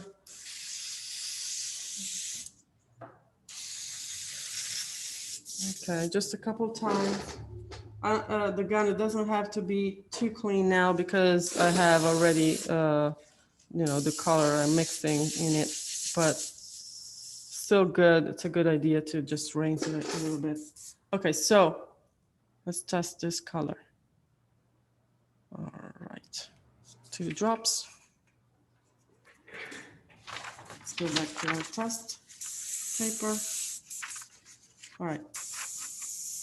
So again, I'm spraying a gradient. So I'll be more careful this time because I don't want to spend too much time drying. So what I'm doing is basically, I'm putting less color every time I spray a layer. Okay, so it dries faster. All right. So let's say this is the 3rd layer. Sometimes it takes maybe 4 or 5 layers. It depends. Okay. So from the darkest to the lightest. Sorry. Okay. Drying it. All right. Almost dry. Again, I have to make sure that this color is, this paint is completely dry in order to really see what color I have. Because if the color is too wet, you're not going to see it. You're not going to have the right perception. Okay, so let's try this again. So, okay, so I'm going to find the value again. So maybe something like that. Maybe in between. I don't have anything in between here, so I have to spray a little more.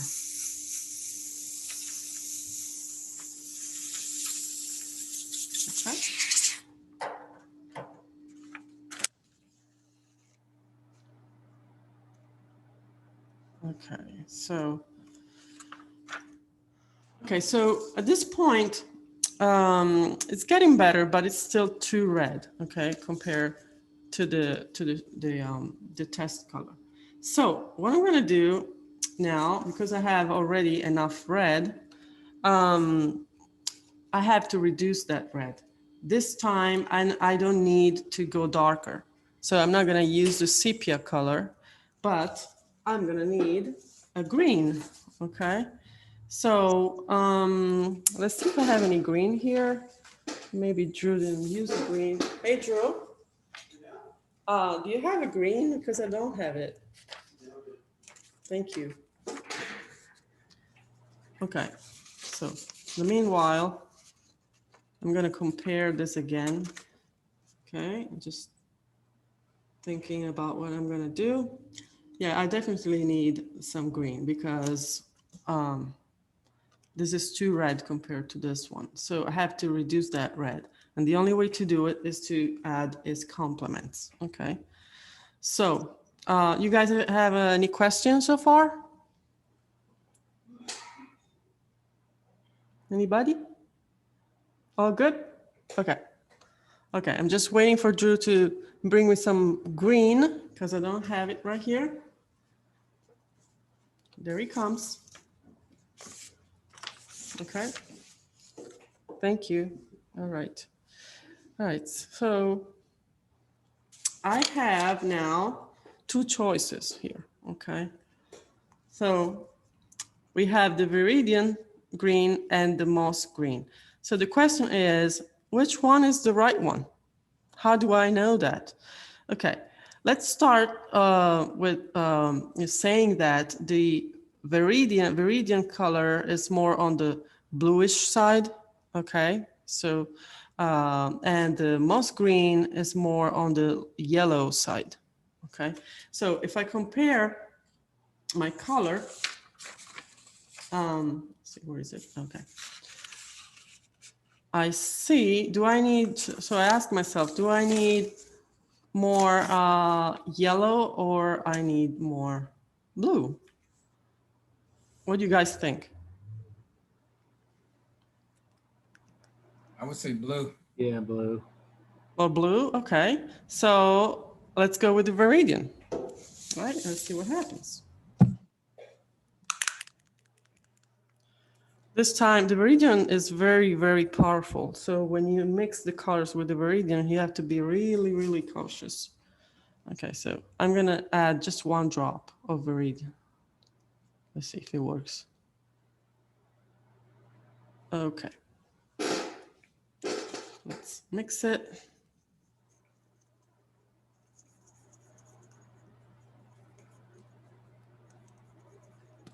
Okay.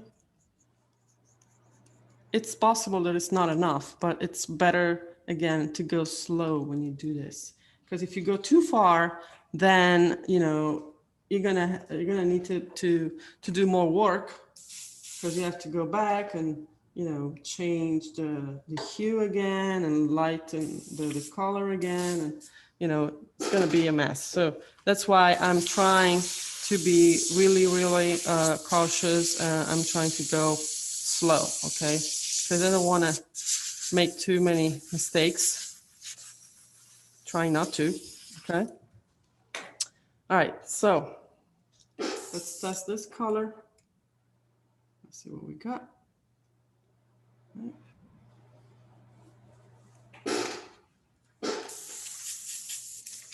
Okay.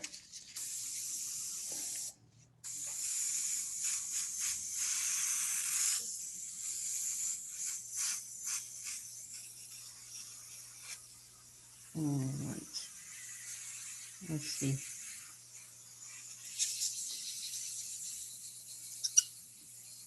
I'm gonna try it.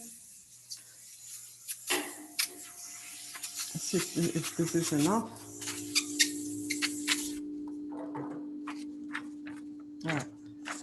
It's getting better. Okay. It's getting better. Okay, now it's closest to the target color, but now that I put the blue in it, even if it was green, but it was a bluish green, it got a little bit more purple. Can you see that? I hope so. Okay, good.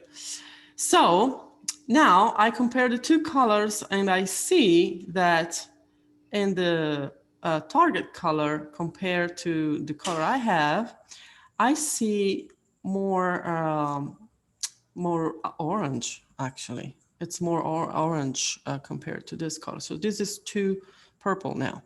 All right. So what I'm gonna do is add some orange. Let's get some orange here. Let's see. Here's another brand new orange. All right. To get rid of the lid here. All right.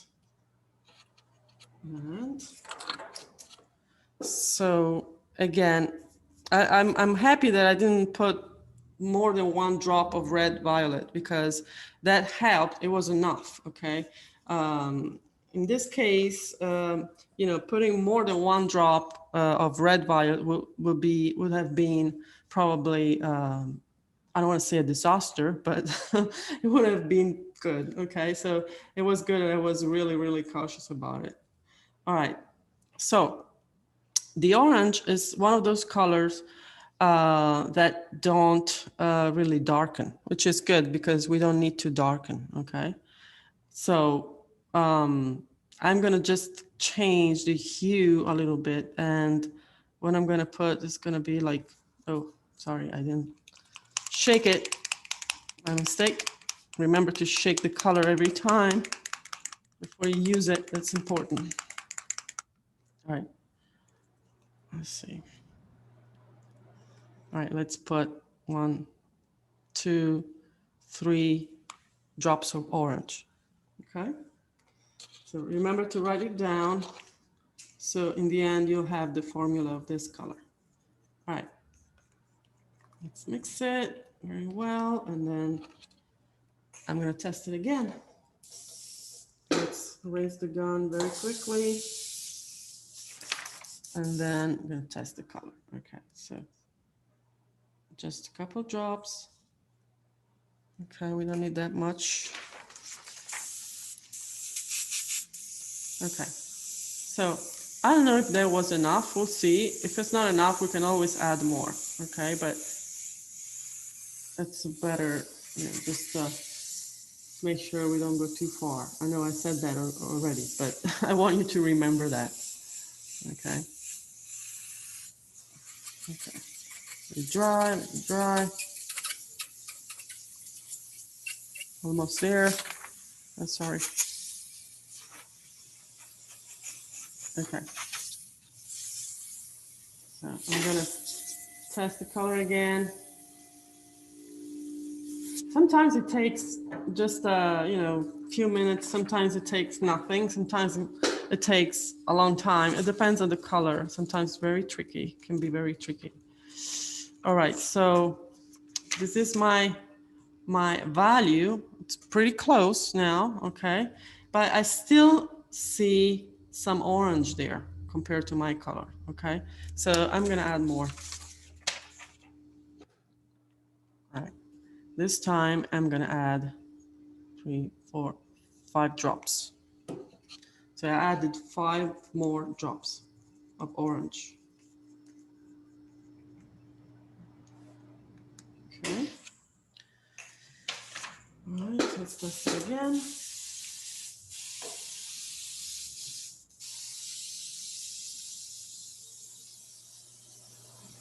Just a second, raising my gun. All right.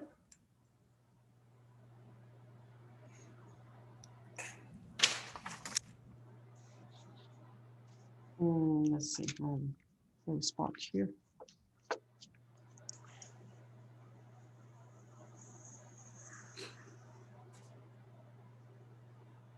The same process. I know it's not very fun, but once you have it, you don't have to do this again. So if you write down the formula, you know exactly what to add. And you don't have to spend all this time to mix the color, which is good. you know. Okay. Dry, dry, dry. All right. Okay, let's compare again. So let's see. I think that should be. It's getting closer and closer. Okay, but I still see more orange there. See, so it's getting closer, but I don't know if you, I hope you can see that, guys. It's very close, but it's not like completely the same hue. So I need to add more orange. Okay, so this time, let's see, 4, 5, 6. Let's add 8 drops. Okay. Because I know that it needs it. Because I need to see that orange in this color. It's a very interesting color, actually. Okay. All right. I'm going to test it again. And hopefully, you know, this time it's going to be better. So every time I add a color, I try to improve it, obviously. And I don't want to mess it up. So I just keep going like this, just adding a few drops at a time. All right.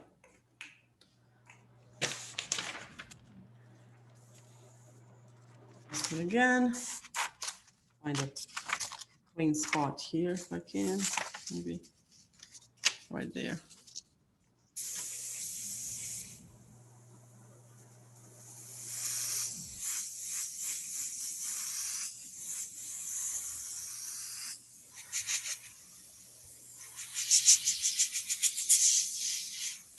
Okay. Looks already better compared to the other one I had, but I'm not sure yet. So let it dry very well, very well. Just spend a few seconds to do this. And then I'm ready to compare. Couple seconds more. All right. Let's see what happens here. All right, let's find the right value. Okay, I will say this value is pretty close. Okay, it's really, really close now. But still, I still see a little bit of orange there. So obviously, my orange is not powerful enough. Even if I keep adding this orange, I'm gonna get to the target color. But because I think we have another color, it's still orange, but a little bit more, a little brighter and more powerful. I think I'm gonna use maybe a couple drops of burnt sienna. Okay, this is still an orange. It's a darker orange and it's very bright and powerful. So maybe I'm guessing that because this is a little more powerful, it's gonna give me what I need. Okay, so before I do that, I just want to test. Oops, a little bit too much on my paper, just like that. You see that? Maybe not. That's the color. Okay. So it's still an orange, just a little bit darker. All right, but it's very powerful. So I'm gonna add 2 drops of burnt sienna. 2. All right. Let's see what happens.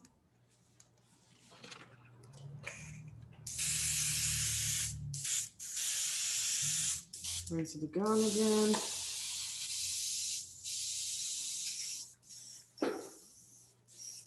All right. And put 2 more drops. And let's test it again.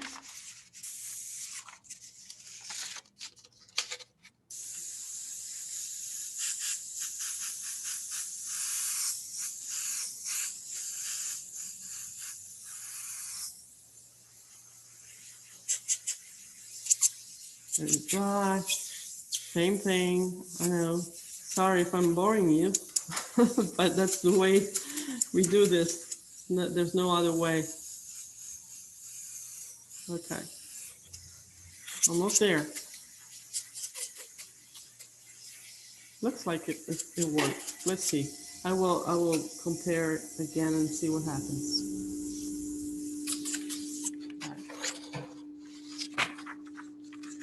Okay. All right. Yeah, I think we got it. It's pretty good. Can you see that? Yep. Okay, good. Okay, so I hope you guys wrote down all the drops or all the colors I used, because I didn't. Okay. So now you have the formula. Sometimes, the colors for some reasons are not exactly the same. I mean, sometimes you get a burr number, you compare that same color with another burr number, and they have a little bit of difference. So it can happen that when you test the color, maybe your color is not orange enough, or it's a little bit different. That's because, it depends on the colors you have. So in that case, if it's not orange enough, for example, you just have to add a couple drops more of orange. Okay. So if you want, you can go ahead and mix the color. And so Drew, I think, is coming back. Okay. Good job. Thank you. You're welcome. Pause that video from the recording real quick. Hopefully for me to share some ways to fix stuff. So this is actually a piece of paper stuck to it. Now I can try to scratch it off. I don't know if I can get away with it. Let's take the eraser and see if it'll come off. All right, because the paint is resilient, but we'll see if that paper is just as resilient as the paint. See if I can help it any. The problem with that is glue associated with it, because when the paper came off, it's not glue associated, it's paint stuck to the paper. So there's a bond going on. I want to try to see if I can get that bond release. Okay, so I'm just going to try to do my best to eradicate every little scrap of paper. And this will give you also a chance to see how much damage you can make with the eraser. But you can see the paint is pretty resilient because it's been sitting for a while, so it's set up pretty strong, and it takes a lot to get through it. I'm really putting a lot of eraser marks on here, and I'm not really punching through all of it. In a few spots I'm getting it, but not all. Okay, so that ought to be okay. But you know what? I no longer have the color in my gun. What happens if I spray this red color that we just made over the spot? Will something happen? Well, let's find out. Good. So I'm going to go ahead and spray it over there. I think I'm recording. Yep. Okay, so I'm just going to go and spray this over here like that, and I don't see anything coming out. Let's keep a scrap piece of paper about it, make sure I know when airbrush is delivering paint. All right, there we go. So I'm just going to go in here, and what it does, it puts some red spots in. So anything white becomes reddish. Okay, the question is it better than it was? Yeah, it's better than it was, but it's still not right yet. So I'm going to try to keep on making it darker.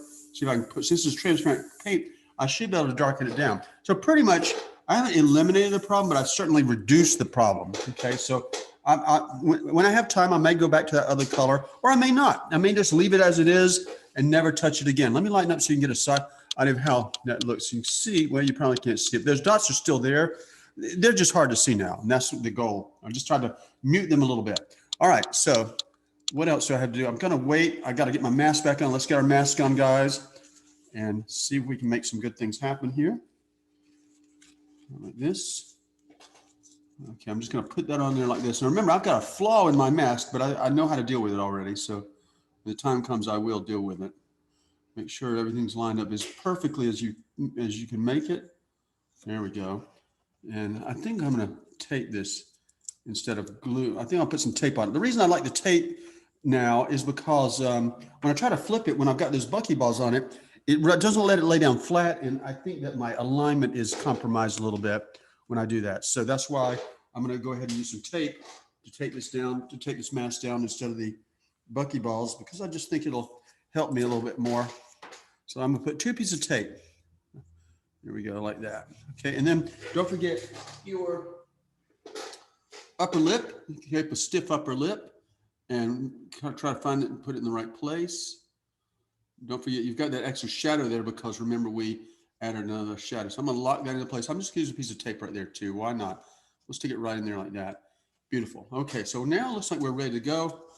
I think it's safe to go ahead and remove this. I'm gonna detach this, but save it. I know I said be careful, but since this is the last, I want to save this because I really need to get at this. So I need to cut this off. So I'm just gonna cut it off very carefully. Try not to, I'm lifting up, elevate it, and save this. You need to save this because when we start painting the skin around it, we need to cover the lips up, and this is should be a pretty close fit to it.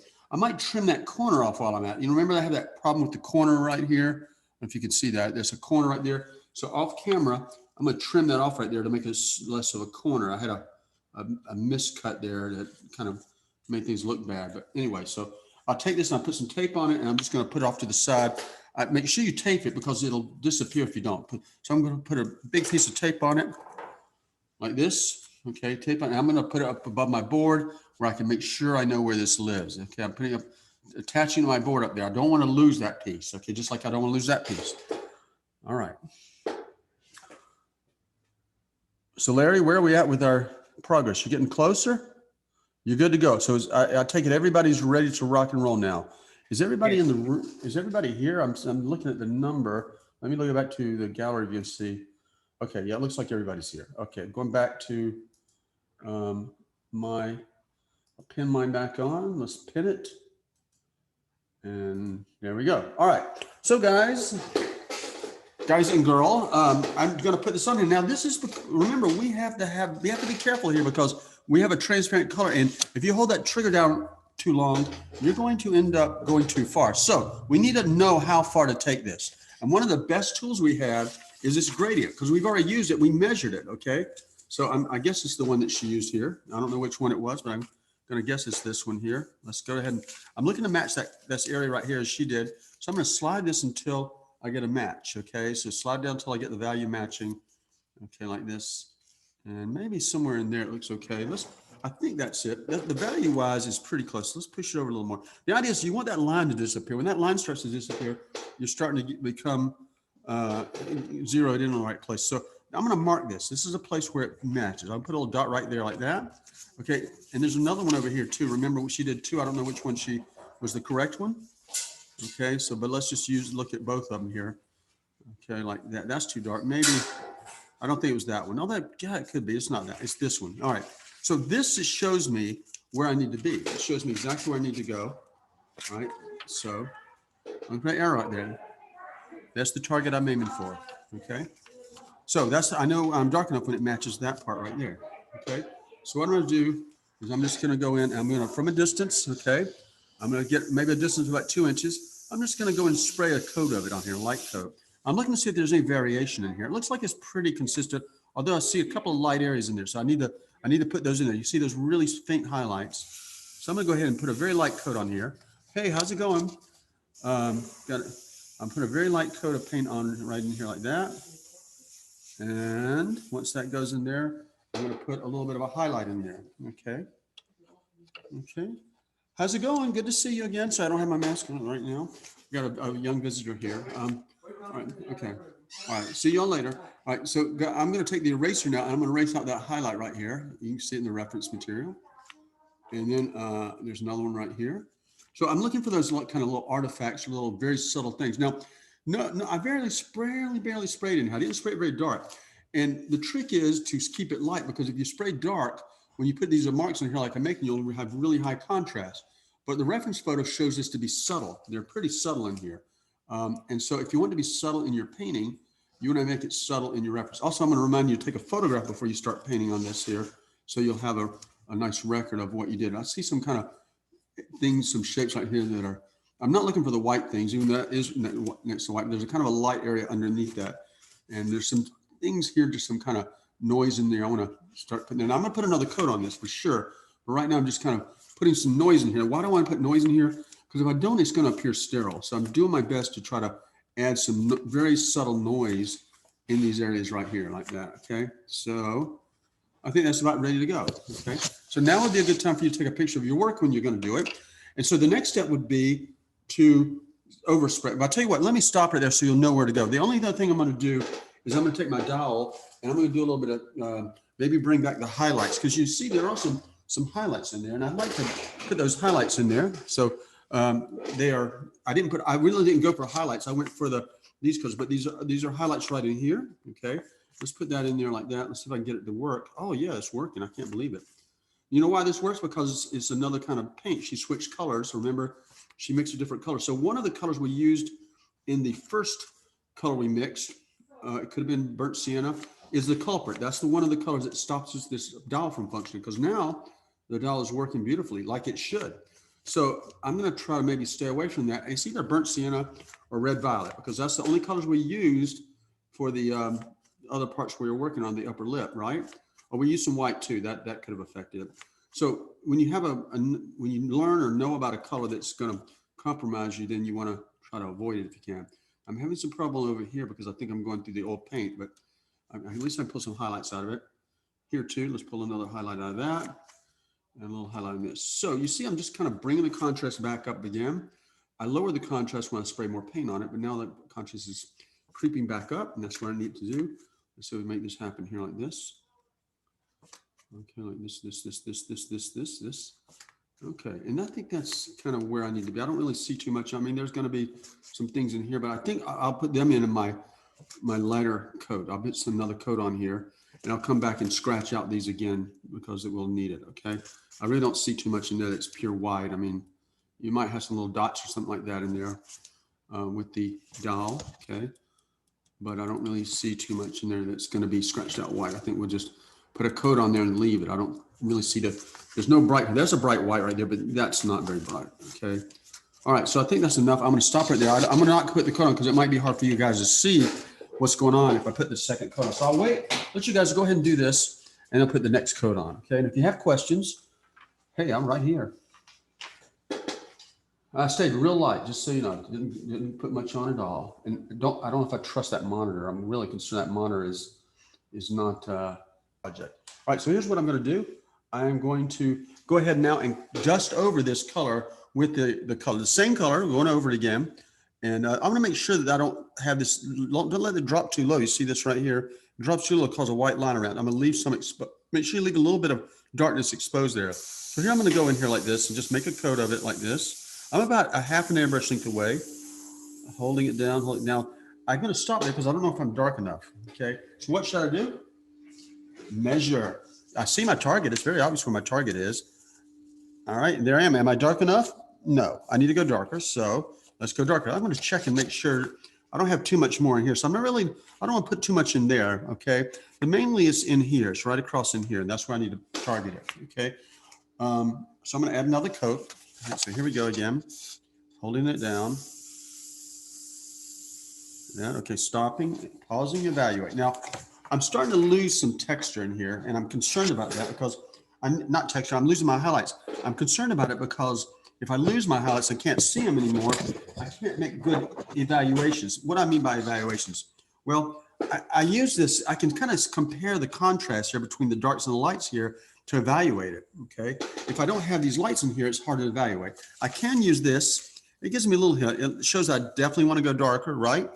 But also I noticed that in the reference material, this is not white. So if I go ahead and go dark as it needs to go and then try to remove this, I'm going to have white specks in there, and I don't want white specks. I want some shapes, but I don't want them to be white. What should I do? Well, I'll tell you what I need to do. I need to go in and pull off some of those highlights again, like this, and try to, so they're going to be more muted. In other words, I pull them off now, and so when I put the next coat on them, it'll reduce their intensity. But if I wait until the end and then pull off these highlights, they'll be pure white. They'll be way too bright for me, and I want them to be more subtle, okay? So what I'm doing is in between now and the last step when I put another coat on it, I'm going to pull some of this paint off, okay? Just like this, because I need it to be lighter and more defined in here. Right now, I've got more definition in the reference than I do in my painting, so I'm going to pull this back off to adjust the contrast, maybe to bring back a little more contrast. Making circles, just little circles. Let's just dig it. I'm just kind of digging it out here, trying to make some nice edge. I got a little black speck in that. It drives me crazy sometimes. All right, but we survived it. And let's push a little bit more here too. Now I'm gonna put a little paint on my little Windex on there, see if I can help make that lift up a little more. There we go. Kind of make some circles in there and then look right there. Okay, so that's give me something in there now. Okay, just some noise. Now, actually, the contrast there looks pretty good. I could also just leave it like that and be okay. But the thing is, I'm gonna have to go darker. So the other thing I want to do is make sure you get rid of all your shadings. If you got any specks or anything from the eraser or the doll, you want to definitely remove those, because what will happen is the subsequent bits of paint you add on here will tend to encapsulate the paint that you had, or these little bits and scraps of anything you had laying on the painting.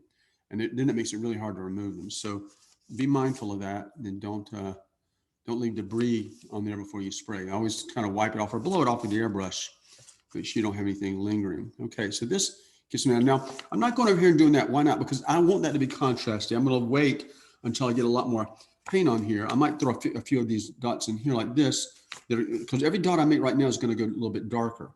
Okay, so I've got some dots that need a little more contrast in here. Okay, I'm not having much luck removing it. Let's try the pencil eraser and see if I can make some little circles in there like that. Just kind of lighten that up, little tiny circles like that. And maybe make a little bit of something going through here like this, because I need to indicate something, some texture there. So I'm making little circles. You can see it's making a little bit of noise there. And that's exactly what I seek to obtain. I'm not really worried about the highlights. I'm trying to get those areas that are not highlights, that are kind of light, but not highlights, like here. That's a light area right here, but it's not going to be a highlight. So what I'm going to do is I'm going to put more paint over, and everything I'm making right now will get pushed back into the background a little bit more. So I'm not really worried about these highlights right now. I'm really thinking about the areas that are not highlights. I think that's enough contrast there. So that feels okay. So now I'm going to go ahead and put some more paint on it. So let's make sure this is not drifting. This thing tends to drift down. I'll make sure I see a little gap in there, but I'm really not going to spray over there anyway. So I'm just going to give it here, hold that down, and go. You see what's going? It's knocking this back. Those highlights I just scratched out are going to be pushed back in the background because everything's going darker at this point. Everything. All right, like that. Okay, and so let's go back, see what we've got here. All right, it's getting pretty close. It's getting pretty close. I notice it's maybe working okay. I'm going to leave it right there. I think that's okay. I think that might be too light over there. Let's compare. Okay. Yeah, it definitely needs to go darker over here. So I'm going to go ahead and push darkness over here, especially along this edge at the bottom. It really could use a little more help. So let's get in there and make that darker. Just kind of fade everything into the bottom there. And then I think that's maybe a little more there like that. Okay, so once you've done that, now it's time to go back and really pull the highlights out. So pull the highlights out. I'm going to go ahead and try to just pull a highlight out here like this. Okay, and these are pretty white specks. So I'm going to just go ahead and be generous with the removal process. Ooh, not too good. I probably should have used the blade in there, because my dowel is broken. It's no longer a point. And it's causing a couple of problems. I don't need this here. So let's move that out of the way. That's only causing heartache. Okay. All right. So I'm looking for the stronger highlights. I'm going to pull those out of here. There's one right here's a triangle of love right there. Let's get that love triangle moved. Yeah. Okay. And then we've got a stronger highlight here and a stronger highlight here. So basically, I'm kind of making little circles with this. And actually, it's coming off very easily. This is beautiful. This is the way the doll should work. So I think you'll be happy with this. Although I shouldn't have said that, because now it's not easy at the moment. I'm getting that old color, whatever we used initially. Let's wipe that off like that. Okay. And I think that's getting better. We got something happening. And then let's go up here and take care of this guy right here. It's just usually a series of dots connected together. Yeah. And just kind of move it into there like that. Okay. And you got another one right here. Okay. So that's getting there a little bit. It's not too bad. I've kind of let my eye go out of focus a little bit and see if I can help some of these, improve on them a little bit. See if I can make them look a little better than they did before. Okay, that looks better. I think we're getting somewhere finally, guys. All right, yeah, that's much more to my liking. So I think I've earned the reward of being able to remove this and see what I've got underneath it. Okay, so let's take a look and see what's happening here. Okay, so I've got tape on it this time, so I got to remove the tape.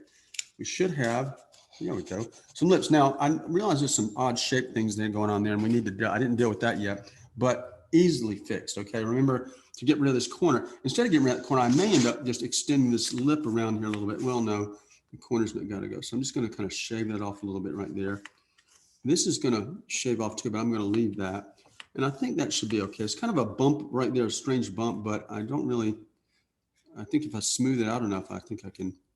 I'm just taking a little bit off at a time each time I scratch. So I'm trying to round that off. Okay, but I think that's enough work for now. So you guys ready to try this?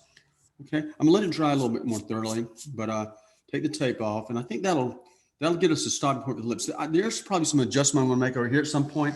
I don't know. I'm not, well, if I wanted, I'll go ahead and do that now. Okay, I'm sorry. I'm gonna do that now. I'm gonna go ahead and push this over here a little bit like that and see if I can join this up and flatten that out a little bit. I just need to flatten it out just a hair. Okay, so I'm just going here and bringing that edge over like this. Bring it over, bring it over, bring it over. Okay, and then do I need to do something else? Yeah, I probably want to get rid of the extra. I need to let it fade out a little more. So I'm gonna take the eraser and kind of get that edge out, get that edge going right there. And that helps a little bit. You know, I could probably stand to come out a little further with it. Let's just do that. I'm gonna come out a little bit further with it here like this. Gonna bring it out a little bit. Just it kind of ghosted in. See, yes, it's barely in there.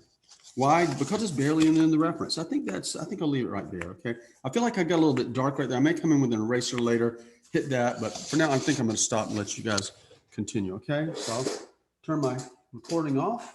I would have forgotten for sure. Okay. So guys, I want to put a little color in this tear duct right in here. And you know, I think my camera's frozen.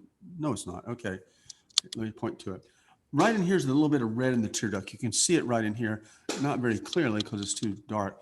And so I need to know where to cut. I'm going to cut a little on my stencil a little bit. I've got to find that. I think it's right about here. Okay, I think it's right about, the tear duct kind of goes out like this and comes out like this and that way. Okay, so what I'm going to try to do is cut this shape out right here. It's kind of tricky. I really can't see it too well. So you know what I'm going to do? I'm going to hold it over. I'm going to flip it back and forth a couple times to make sure I'm putting things in the right place here for the eye. Because I had a strange haunting feeling that I'm not accurate with. I'm gonna use the highlight right here as my guide to line it up. That highlight right there, that little piece that we got covered in the highlight, that's gonna help me line it up. And wow, was I off. Wow. Okay, I thought I was off, but now this confirms I'm super off. Okay, so it actually comes here. That doesn't look right either. Let's just go this way with it. Okay, and then this. So this is the part I want to cut out right here. Not that. I don't even know what I was thinking when I drew that. That's just plain wrong. Okay, and I'm going to try to cut this part out here. So I'm going to try to remove this whole section right here, like that. Okay, I think that's about right. Okay, it's like a little triangle. That little spot in there is going to be removed. Let me zoom in on it so you can see it better. Okay, all right, that spot not right in here is like that little light area, that little triangle. And the reason I do this is because I see it right in here, the inside of that triangle. Okay, and I'm going to grab that part too. So all of this right here is going to come out. Okay, from the other eye, it's the same thing. I think the other eye is probably a little bit clearer, where I can see it kind of how it works here. It looks, that's kind of like this. This part comes out. I'm just going to cut it out so I can flip it up. So I'm going off the camera. I'm going to cut that out, and then we'll pick it up in just a moment. Let me find something to cut on here. And I just want to get so I can flip it up and out of the way, and then I'll use that to help my painting look better, hopefully. I think one of these things rounds off a little bit. It looks like it's a little bit rounder at the tip of it than the other one.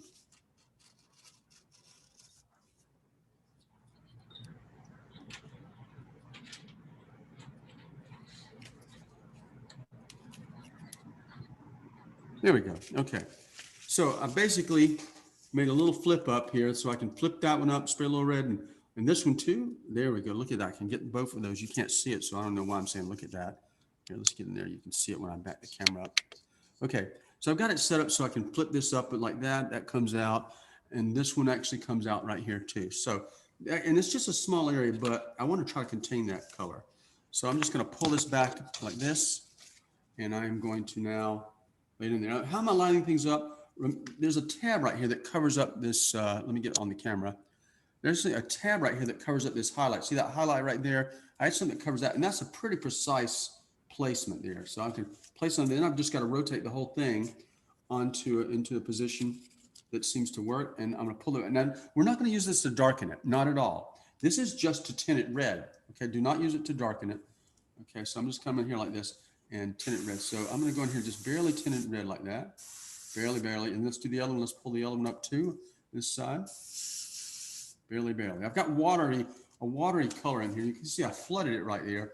Let's see if I can pick that up a little bit with that. All right, so I've just added red to it. Let me take a look at it.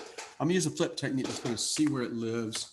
That looks pretty good. I think I can probably add a little more red to it, okay? Now, remember, it was watered down so much that it's actually, I don't have to worry so much about it going overshooting it, okay? Otherwise, I would have to overshoot it a little bit, and I don't want to do that. There we go. Back in position. Let's try this again. So spray a little bit, stop, let it dry. Spray a little bit. Ooh, it's flooding pretty bad there. Let me see, just take that off. Okay, flooded pretty good. So this paint is so thin. I just really didn't make that work too well, did I? So let me see. I've got a splatter right there. Do I want to keep it? No, I don't think I want to. Well, I think I'll keep it. Okay, I'll keep it. You taught me into it, guys. And then I'm going to put a highlight right in here, another highlight right in here. Again, I need to go darken some of these spots, and I got a super highlight in there. But you know what? I just realized I need to go a lot redder in this other one. Okay, I thought I was red enough, but apparently I'm not. And the paint is still wet, isn't it? Because I just haven't got enough on there. So I haven't given it enough time to dry. So let's see if I can make this work. So you see I'm going back and forth. Takes a few times. You'd think it'd be like a one shot and done, once and done, but no, au contraire, it's gonna try to fight me on it. All right, so I'm gonna put my finger over the white of the eye right here, just to keep the white, keep this paint off there. So from a distance, I'm gonna dust it in there like this. Okay, you see I tried to blow it down. Okay, again, we're right in here like this, and stop. Okay, now I've got some red happening there, right? The white of the eye is happening. And of course, it's not the final color, but it gives us a start. Now I can go in and start revisiting this and pull the highlight back out. Ooh, that's wet, I gotta watch out. But I should be able to pull that highlight out with the dowel right there like that. Just pull it out like this. And here I've got excess red that doesn't really belong. There's no red there. Why do I have it in there? Let's just wipe some of that off if I can. I better use the dowel on that. Let's see if I can wipe that off. I don't think I can wipe that off too easy. Let's try the eraser. See if I can get rid of that. There's an edge that should not be there. So basically, I had a pretty bad cut there. I misinterpreted those lines and ended up with something in the wrong place. But that's the nature of this. Sometimes you make mistakes, as I mentioned. So I'm going to try to erase some of this back like that. I'm really not having good luck with that. Let's see if I can take the blade and kind of blend this in together. So I'm going to make some lines in here to kind of blend it together like this. I might overlighten it. That's okay, but I want to kind of get rid of some of those lines in there. That's better. And there's a hard line that comes across here. So where did I miss, guys?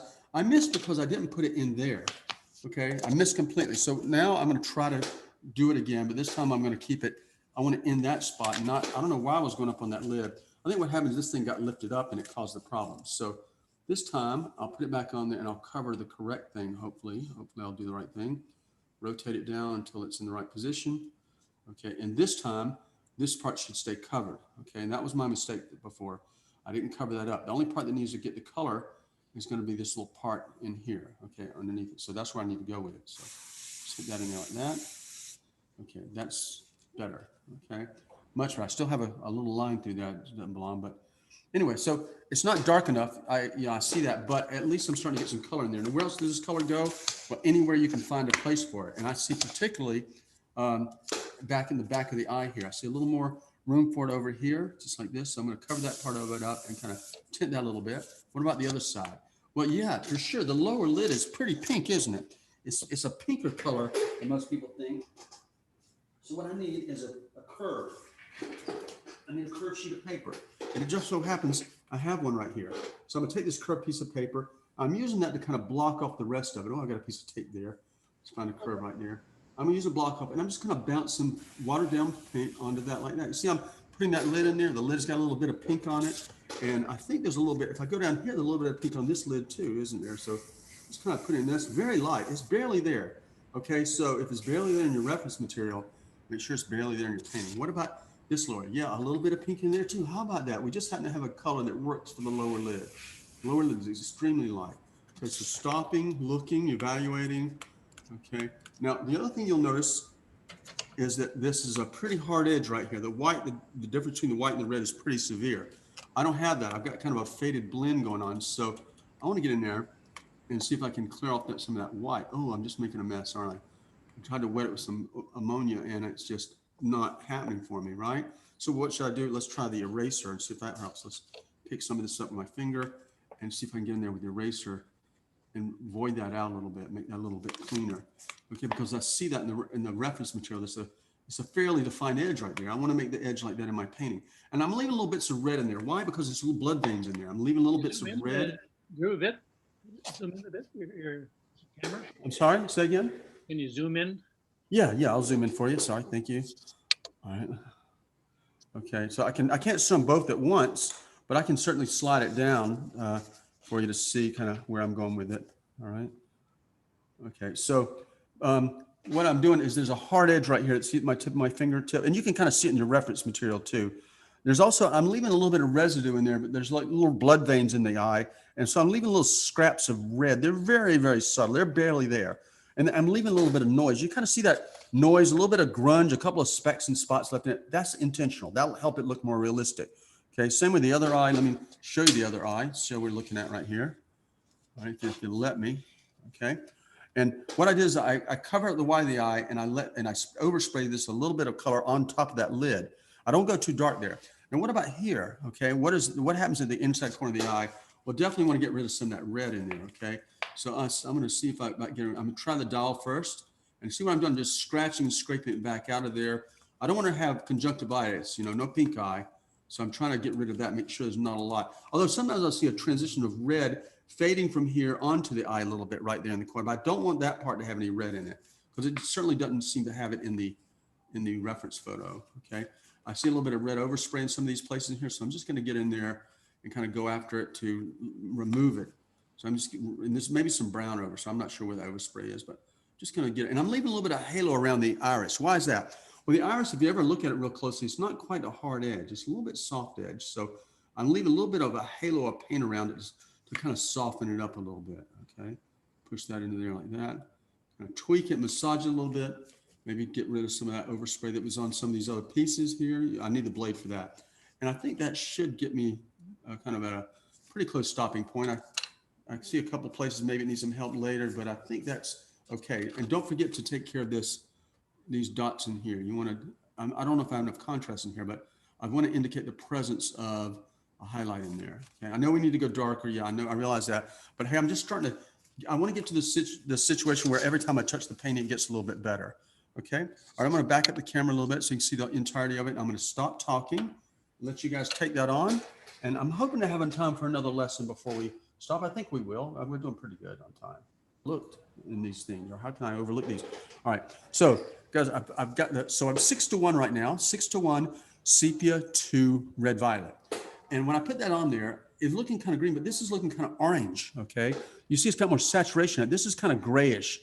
Probably a little green on the green side. Could probably go back a little bit, but let's go back and look at some other things. Let me darken a little more, see if I can match into the shadow. So I'm going to spray a little bit more into this area right here and see if I can get a match there.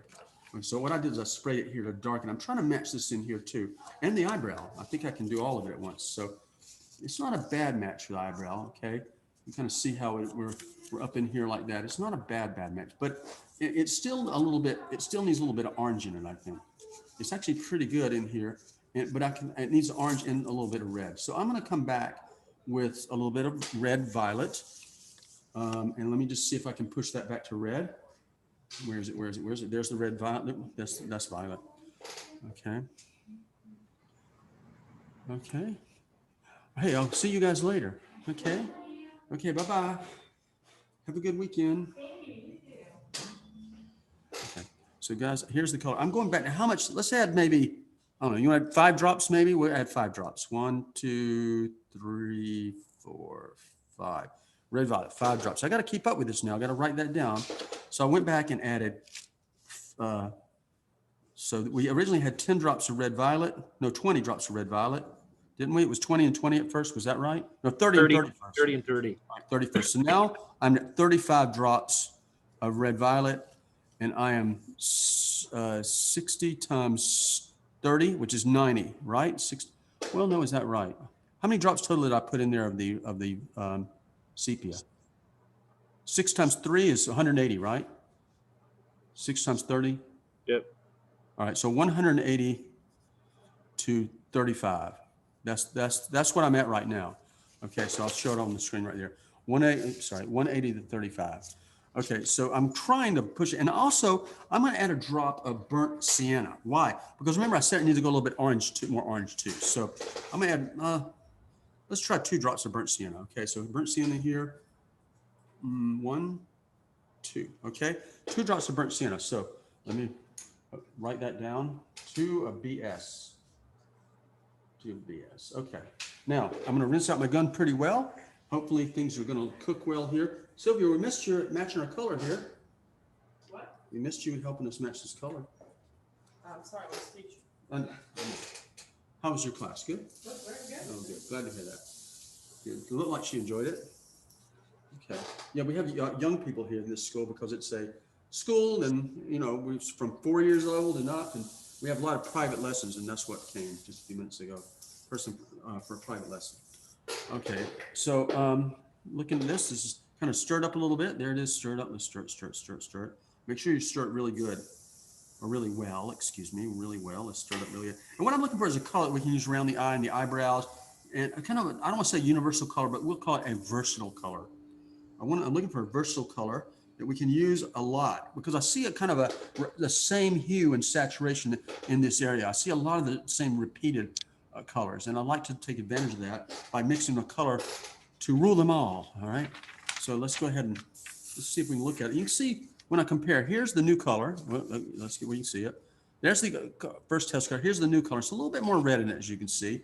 Is it going to be enough? I don't know. So I'm going to get up to the side and spray. I can definitely see a difference already in it. Okay, so I don't know if there's going to be too much red, not enough, or just right. All right, so here it is right here. Here's the color. So let's get a mask on it, because you know you cannot trust your eye to give you reliable feedback here. And of course that mask has just gone away again. No, there it is on the floor of all places. Gravity sucks. All right, so let's get back in here. Let's try it in here. So I'm going to put the mask over here like this, and I'm going to slide it like this until I get the same value. All right, there my value is getting pretty similar there. Okay. So now it seems okay. It's a little bit on the redder side, but you know, let me see. I need to go a little bit darker with it. Oh, I'm not dark enough. Let me darken it some more. Okay. I'm trying to get to the same. Remember, you want to get the same value to know if you're color matched or not. That's the only way to know is value to value. Once the values are the same, then the differences in hue and saturation become much more apparent to your eye. All right. So I'm looking in here like this. All right. All right, so yeah, okay, there we are. So here we're looking at this colors. I don't know if you guys can see it very well. All right, lighten up a little bit. All right, so you can see the color combination. It is pretty close, you know. I mean, it's not a perfect match, but I think if we use it, nobody really would know about it because it's such a small amount of. Now, you may choose to elect to add a little more. To me, it looks like it's a little on the green side, and this is more red. So I thought it was too red when I first sprayed it, but I think now it probably could use a drop or two more of the violet, red violet. Okay, let's look at some other places here and see how it fits. I'd like to see if it fits.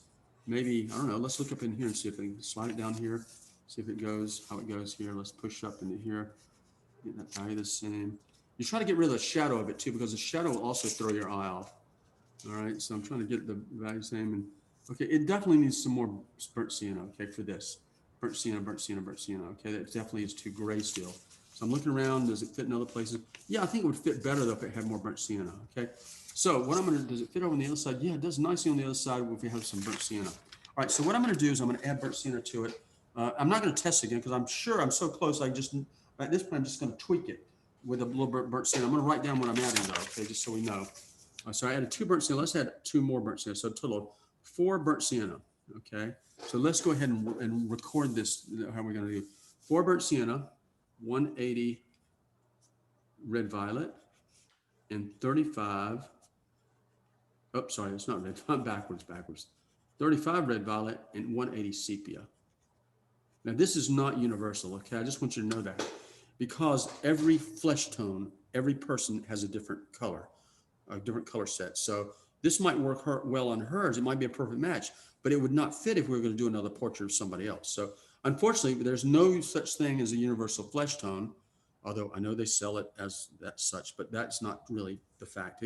Maybe universal base color would be more appropriate, but that base color for a flesh tone. But this is our flesh tone here. We're going to utilize that. In this case, I've added a little bit more BS, okay, burnt sienna. I'm substituting burnt sienna for for the burnt umber because I think that the burnt umber's got some issues and we don't want to have to deal with those. So hopefully this is going to solve it. So guys, while it's in the gun, if you want to go ahead and mix up a quick batch of it, let's do that. Let's take about 5 minutes and mix up your batch of it, and then we'll just go ahead and spray. I know we've got time is getting a little bit short, but I'd like to get at least get you going tonight, because the further we get tonight, the better off we are when we start tomorrow morning. I know you're probably getting tired. And I appreciate you hanging in there, especially Anakin. I want to see your name. You know, I need a recording of it to listen to so I can get it right. Anakin or something like that. I know I'm butchering it. It's insulting to your country. You're pretty close, actually. It's not So that bad. how do you say it again? Anniken. Anakin? Yeah, something like that. I see that. Okay, there's a Anakin. Okay. All right. Well, at least when I yell out your name, nobody will be saying, "Who are you talking to?" Hopefully, we'll know it's you when I'm trying to call on you. Okay. It almost sounds like on again. Well, I'm thinking Anakin like Skywalker. Of course, you hear that every day of your life, I'm sure. Yeah, my students use that a lot. I'm a teacher. Yeah. So that's So the they automatic call comes me up Anakin. is that. Unfortunately, sorry. But see, that's not a name that's common in America. I mean, I've never heard it before, except for the Star Wars. So, and I guess is the origin is your area of the world. Maybe that's where Lucas got it from. I don't know. There's got to be a story to it, though. Might be interesting, worth hearing about. Anyway, okay. So you guys mix up your color real quick, and we will try to apply it, and hopefully it's going to work out. Be sure to test it. You saw how I tested it. You can evaluate it. Do it the way I did it. And you may need more red. You may need more green. You know, I just don't know how or what the quality of tinting power is in the colors that you have remaining. Okay. All right. So let me see here. I'm recording, so I shouldn't be recording while I'm recording. There we go. Now we're recording. Okay. So what I'm saying is that, don't forget to make sure that you have handled all your lashes and everything, or all the details in here that you're going to, because once you put this on here and you commit paint to the background, you cannot use the tools to build these lashes. Okay. That's not to say that you can't add more lashes, because you can always use a split paper technique, but correcting and adjusting with tools is not possible once you do that. Okay. So what I'm going to do now is I'm going to look at doing a little bit of coloration in here. So I'm going to go ahead without any kind of protection here. I'm just going to go ahead and push this on here like that. I'm just making a line. Now, the shape I'm making is basically a moving, what's called a reverse dagger stroke, but I'm kind of making like a comet. You kind of see them fade it. So I'm going to heavy here, fading it that way. Okay, fading it that way. The reason I'm fading it, because if you look at this right here, it fades and gets lighter going across through here. So hence that's why I'm doing that here. I'm going to put my finger right here to keep the white of the eye intact. Put a little more color in there. Okay. Now, how dark do I need to go? What can I get away with? Well, it just so happens that I have made a map here that tells me that I can go that dark. I put an arrow next to it, and I can go over here and say, am I getting close to that yet? No, I'm pretty far away from that still, okay? Which means I can go a little bit further. Now, I'm gonna be cautious. I'm not gonna try to go all the way with it. I'm gonna go towards it, but not all the way. So I'm just gonna push toward it like this and stop, not go further away. I've got some overspray going on in here. I see that. I also notice there's a little bit of a line through here. I'm gonna put my finger in there like that to block that part of it off. Okay, if I can see it. Like that, and just kind of dust it in really lightly, kind of ghost it in to see if it's in the right place. Like that, I can't really tell too much, really. Let me try a little more over here. Okay, like this. Let's go up here like this. There we go. And it doesn't look like I'm really getting much contrast in there. So before I get too crazy with it, I'm going to take the eraser and see if I can get this light shape in there. Okay, that's what I'm trying to do, is kind of get that stuff. So I'm just making little lines like that. Just barely put that in there, very lightly, just barely dragging over there, guys, not touching much. So I don't want to go back to white with it. I'm just trying to scuff it up a little bit to establish a little bit of a line in there like that. Like that. There we go. So I'm kind of adding, and it adds texture to it, so you got to watch out. But it's okay, because I do want some texture, and I need texture in here because it's texture in the wrapper. So I'm going to scratch out a few things like that. You can kind of see the wrinkles here.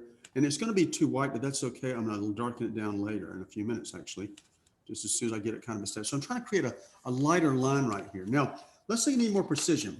You can come in with the blade. Now, a lot of people think the blade can only make a scratch. They can do more than that. You can line an area of the blade. If you go very lightly and make little circles like this, you can lighten an area up without making the scratch in there. You're scratching it off, but you're scratching in circles. And if you need more precision and maybe a harder line with it, the blade could be your friend there. Okay, I kind of see where I bring some lighter areas through here like this. I do want to scratch there. Okay, so that works out pretty well for me.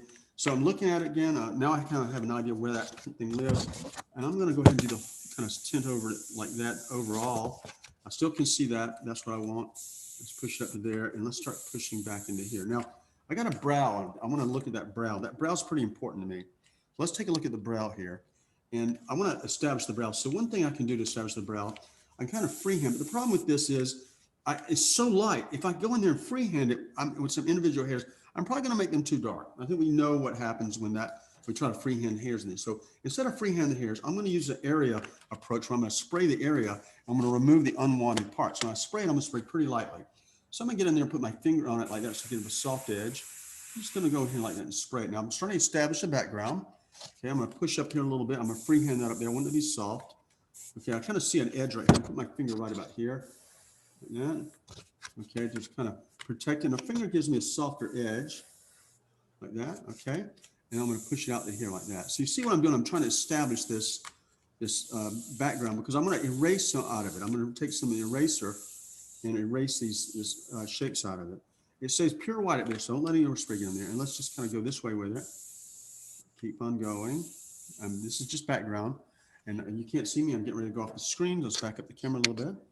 Oops. Okay. And I'm going in here. I'm just going to push over into here. Like this is pretty dark over here. So I can be a little more aggressive with the amount. I actually try to render out some of these, or at least suggest them. I'm moving pretty fast because I don't want dark lines. Okay, I know I could probably use a little purple in here too at some point, but that's okay. I'll go ahead and go with what I've got here. I'm moving fast because I want the lines to stay light. All right, really light like that. So the one I'm working on next is the negative space here. Negative space meaning the color in between the spaces. Now let's try it. First, the dial comes out. Let's try the dial. And I'm going to see if I can scratch out some of that. And lo and behold, I can. So this is paint that is behaving as it should. This works beautifully. I can get in there and do a lot of work with this dial, and it's much more friendly to my hand than the blade. The blade is not friendly to the hand. Okay, it doesn't like me. Now I'm actually scratching through some of these lashes. I gotta be careful, trying to go around them. Like that, okay. And then I see a stronger light here. And what this is, it takes these soft edges and makes them a little bit harder, okay, because there's some detail in here. It's pretty crisp. The edges are pretty crisp. I'm gonna put that in there like that. Okay, so going in around in here, most of these places are pretty easy to see. I'm gonna put some lines in here like this. If you accidentally scratch off the tip of your lash, don't worry about that. We'll show you how to regain that. Now, these are soft and blurry behind me. I see the soft and blurry thing. So for soft and blurry, we're gonna pull out the soft eraser, okay? And I'm just gonna make some circles on that edge to blur it up a little bit, okay? And there's kind of a thing going through here. Let's see if I can put that in there with this. I don't know if I can or not. You see this little bit of a hair there. It's kind of blurry. I don't know if I can get away with that. Maybe. That's kind of an iffy proposition, isn't it? So let's see if I can do the same thing over here. Just kind of get the position of it there. Do that and kind of come out with it there like that. This interrupt it. Okay, and I can, in between that, I can see some hairs or some highlights on the hair. So we'll just kind of go back in here like this and scratch out these and just kind of add some texture to it now. Okay, and there's another one right there. So I'm not using the dial. Why? Because the dial's a little bit too soft for this. I mean, it's too hard for this. Edge is too hard, and I don't want a hard edge here. It's soft and blurry. And so if it's soft and blurry in the reference, you know you need to make it soft and blurry in your painting. Okay, so see just a few areas that look kind of sterile. So I'm going to add a little bit. Let's just kind of work through there like that. Okay, and there's a couple of like lines in there to interrupt that. It's a pretty hard edge there, a harder edge there. Okay, so we're getting there. We're cooking along. All right, so next, I'm going to come back over and make another pass. Another pass means another approach with this same color. Okay, so to do that, I'm just going to come in here like this. And what it's going to do is going to darken everything down. And it's going to also darken my highlights down. That's okay. I'm prepared for that. But I need more contrast in here, so I need to use that. Okay, now I'm stopping because I see a speck right there. See that little black speck? Let me zoom in a little bit so you can see it. Okay. Speck right there at the tip of my finger. Okay, I need to get rid of that. Try first, wipe it. Okay, no effect. Okay, let's grab the blade, and the blade will take it off. But you see the blade also scuffs the surface a little bit. is that a deal breaker? No, because it's going to be more paint on there later, thankfully. But I am going to go ahead while I've got this in here, kind of push some lines through it, some scratches through here like that. Okay, and now I'm going to go back the paint and continue darkening it for more contrast. And then this one, it fades down and almost pretty much just touches the lid like that. I'm going to let it drift down here on everywhere and just kind of touch the lid. All right, so now how much darkness do I need? Well, here's one way you can see it. You see the difference between this color and this color. You can see that very clearly in your reference photo. Let's compare to what I have. Boom, I've got way more contrast, don't I? Okay, which means this is really dark already. I need to darken this further because if I look by contrast instead of measuring, I can pretty easily tell that my contrast is greater in my painting than it is in the reference. So I need to darken that more. And I could go ahead and darken it now. Let's go ahead and darken it. See if I can bring it closer to it. It's kind of watery here. I gotta be careful there. I had some residual water in the gun. Now I'm not letting it touch the surface because of that. Okay, and let's push up in here too. I see that's darker. Like that, okay, and pushing that a little bit darker too. So that's getting there. Now it's time for me to go in and add my contrast back in here with the eraser, okay? So let's get in there and make a little bit of contrast in here like this. And now it's gonna be a little bit too much contrast. That's fine. Don't you sweat that, okay? Because we're gonna deal with that when we put some more color on it. I'm trying to restore these hairs. They need to be blurrier, and I'm kind of making a grainy texture on them. So I may have to airbrush over them with some opaque color to make them do what they're supposed to do, because right now they're not. So, but I am going back in here, adding some of these other things in here, some marks like that, a little bit of a highlight through here, highlight through this, and up in here, about in here, I don't really see any individual hairs. They're pretty much gone by then. Let's get in here and do a little more. I'm trying to look between these hairs and try to see what's going on behind them. Right, like that, okay. And that looks okay. I think we're getting somewhere now. I'm really kind of disturbed by this area right here. This is nasty looking. It just looks awful. I'm trying to blade, but the blade's gonna give me a hard edge, but it will maybe get rid of any of that debris sitting inside it. You know, I can kind of purge it a little bit, okay. This too, I'm gonna see if I can smooth that out. I know that's supposed to be out of focus. I'd rather have it be smooth. Okay, so now I've got that going on. I'm gonna go ahead and tint this a little bit darker. So let's darken everything down here. See, it's pushing things in the background. The texture's still there, but it's just not as prominent. Okay, it's pushing into here too. Push it onto there like this. And push it coming back onto here like this. Now, I think I can help that if I can just run a little bit of color around the edge here. I can make that start to blur. Not too successful, okay, but if it helps it, I'll take it, okay. All right, so come into here like this. All right, so I feel pretty good about things. It's starting to shape up a little bit. It's a little bit better than it was, so I'm not too worried about that. Am I out of paint? I'm out of paint. Believe it or not, guys and girls, I've used up all my paint. Not all of it, but I've used up my paint. Question is, what did I do with it? Okay, is that it right there? No. I have no idea what I did with my paint. I had it and I put it down. As long as I didn't spill it, I'm okay with that. Okay, let me see. I think this is it right here. Let's see if that's it. Yeah, it's a lot of it, so that's it. Now, tonight, guys, when you put your paint away, make sure you cover it with something. It's super important. If you don't cover it with something, there's a risk it'll dry out. I know you have the formula, but if you've tweaked it especially, you don't want to have to start over. So this paint should keep for tomorrow. So here I go again. I'm going to go ahead. This time I'm going to come down this side here, kind of like in here like that. And let's a little bit on the lid, not too much, a little bit on the lid, a little shadow right there. And that kind of slow down. And I did see some stuff happening over here. Kind of, you probably want to cover that up, don't you? Okay. I didn't cover it up. Probably should be smart about it and cover that up. Let's see if I can cover this up with this. So I'm just trying to darken that lid there a little bit because in the reference I see it's dark or darker than what I have. Now, also I see there's a pretty hard edge in there and I didn't make that hard edge happen. So now let's go back and see if I can bring that edge back. Okay, and then let's take the blade and see if I can bring that edge back. There's a hard edge right here that comes in here, kind of blends into this front part of the lid. So I get a hard edge here and everything to the left of is lighter, so I can kind of lighten up like that. I could erase this too, but I'm just concerned about the precision quality of the eraser. I see a few lines like here, almost like wrinkles. I'll put some dots in here while I've got it. Yeah, and there's going to be dots in here. I need to darken things, but that's okay. All right, thank goodness we're recording this, right? All right. And so that looks okay. I'm going to push a little more color into here like this. Okay, and so I'm stepping back, you know, seeing, okay, I can go ahead and add more here, reduce that contrast. Okay, and I can extend this. So you start seeing things maybe that you want to come back in and adjust. Let's darken that down a little bit.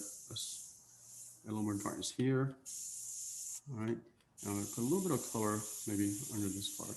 Now, at this point, you want to be careful and not get color in the white of the eye. Okay, so I'm putting my finger. I don't mind if some gets on the lid a little bit. Maybe I don't want so much on the lid, but I want to definitely keep it out of the white of the eye. All right, so see, kind of going around it like that. Let's see where you can see it. Okay, and that's okay. Not great, but it's better. Now I know I need to go darker there, so I might just go ahead and go a little bit darker right here like that. And push back a little more. I'm freehanding here. You could probably benefit from having a shield there though. Let it fade out when it gets in. Now this is the point where you just have to make good observations. You have to observe what you're doing and look at the reference. And see, when you flip the reference down like this, you get a really good sense of what you've got and a great opportunity to compare what you have versus what you want. So definitely use the flip method to see what the heck's going on. If you're not using the flip method, I suggest you learn to embrace it because it will just help you so much with your painting. Okay, your painting will thrive in it, thrive with it. Okay. All right. So what I'll need to do now, I'll flip it. I'm going to go to the other eye. Let's just kind of slide down. The other eye is a little more simple. This is a very light and solid area right here with the brow. It's a solid brow shape with some hard edges. I got some debris in there. Debris is not plural. All right. So let's see if I can erase that off. It's stubborn, isn't it? Doesn't want to come off. Look at that, fighting me. He's fighting me. Why are you fighting me? All right. I'm tearing that paper up too. I think I must have hit it with something. Okay. Here we go. All right. So I need to fix that. Now, one thing you can do is when you get something that's got this much, I guess, hardness to the edge, you probably want to benefit by adding a shield, at least for some of it. So I'm going to take the shield in here. I'm just going to go in here and just kind of grab a little paint right there, like that. Okay. I'm going to compare it to my reference. Okay. Let's go. Now this edge is strong here, but it fades out here. It's barely there. So I've already got it barely. I'm just going to tint the whole thing right here. Kind of see what we've got. The good thing is I don't have to scratch very much or do anything in there. It looks pretty good as it is. Now, I might have to add some orange. So let's go ahead and put a little color through here. Remember we talked about that. Fades upward like that. Okay. Taking a look at that, and then we're gonna come out here. Let's some kind of eyeshadow out here. Coming up, fading up. And my distance now is about a half an airbrush length away.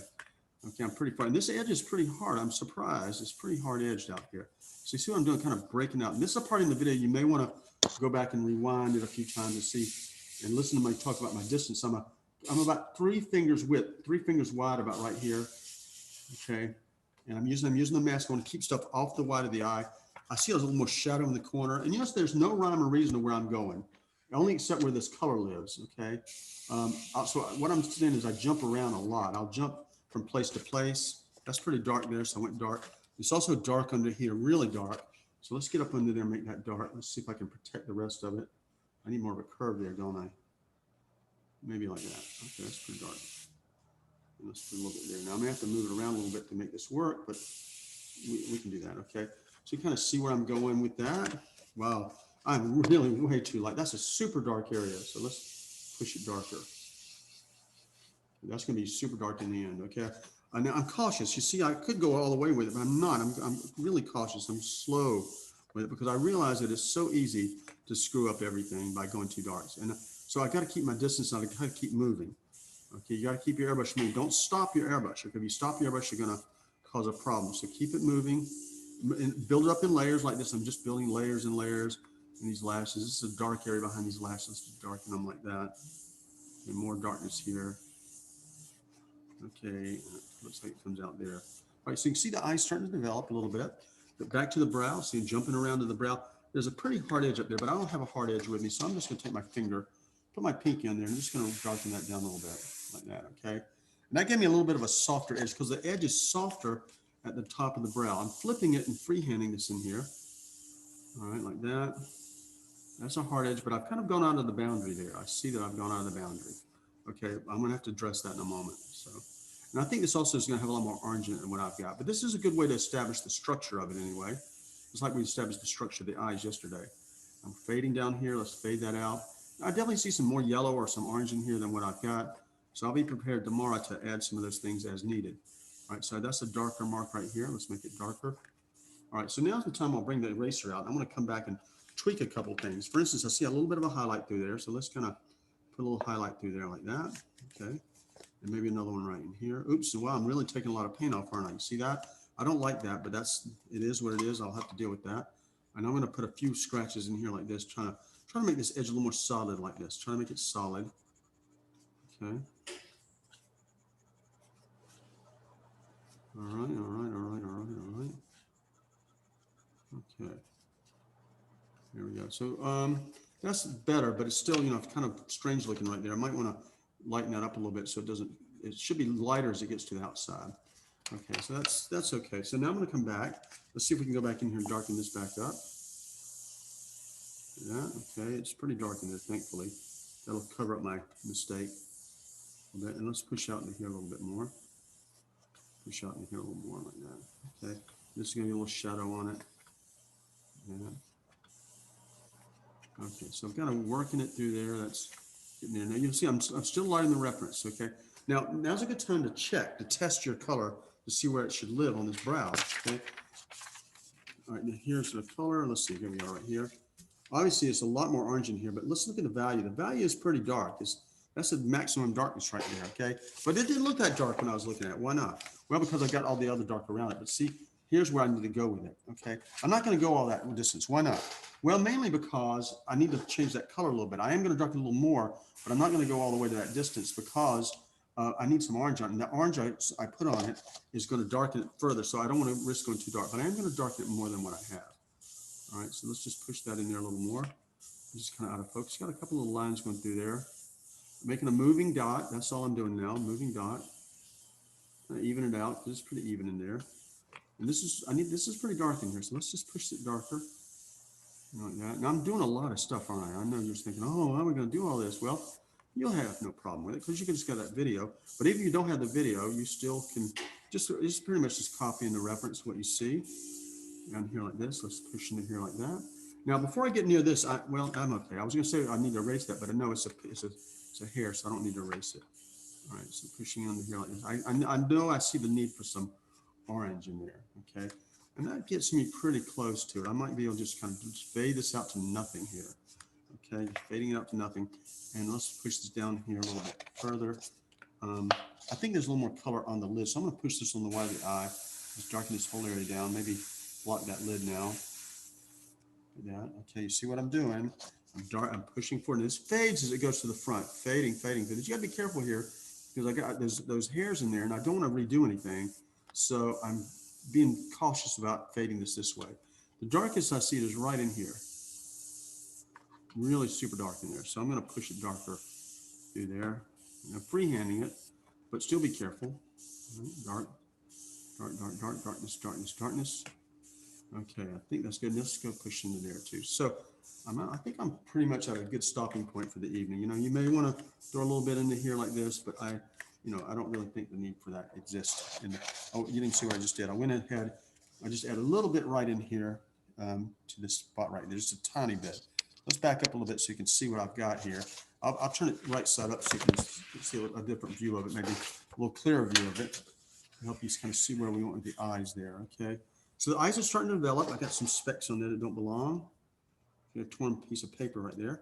Actually, I must have scuffed it in there because I've actually torn my paper. All right. So let's take a look and see kind of where we're at with it. Let's elevate it a little bit. All right, so lips and eyes. So we got pretty far, okay? Now I know it sounds like we're moving at a snail's pace, but these are the most critical parts of the face. So yes, we do spend more time on them because especially the eyes, they're really critical. They have to be right. So we go real slow here. We get to other parts of the face, we're gonna fly relatively, okay? But for this part, you definitely wanna slow down and try to do the best possible job you can because you want a good outcome, right? I think we all do. Okay, so looking at this, what else do I want to do? I'd like to tint that, but that's the wrong color. It's kind of a purplish gray, so I can't tint that. But I can go in maybe into here a little bit and kind of darken this area like that. So, you know, you'll find some opportunities to improve it. There's a line that goes up like that. Wow. And then coming across like this. So you'll have a chance to do all this kind of stuff. This is super dark in here. If it starts turning really orange, you're trying to go dark like it is now, leave it. You can always desaturate it later, okay? So don't worry if it starts going super orange on you. And what's going to happen is when you come back to your painting tomorrow, you'll notice areas you missed. Okay, like I'm noticing now when I turn it the other direction, I'm thinking, oh, I missed this, I missed that. That's okay. It's good that you notice it. It would be bad if you missed it and you didn't notice it.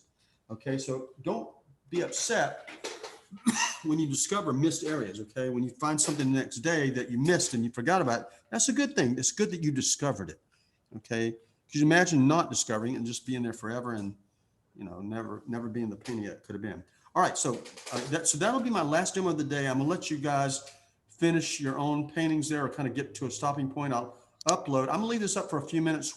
Well, gosh, I'll tell you what I need to do. I need to go in.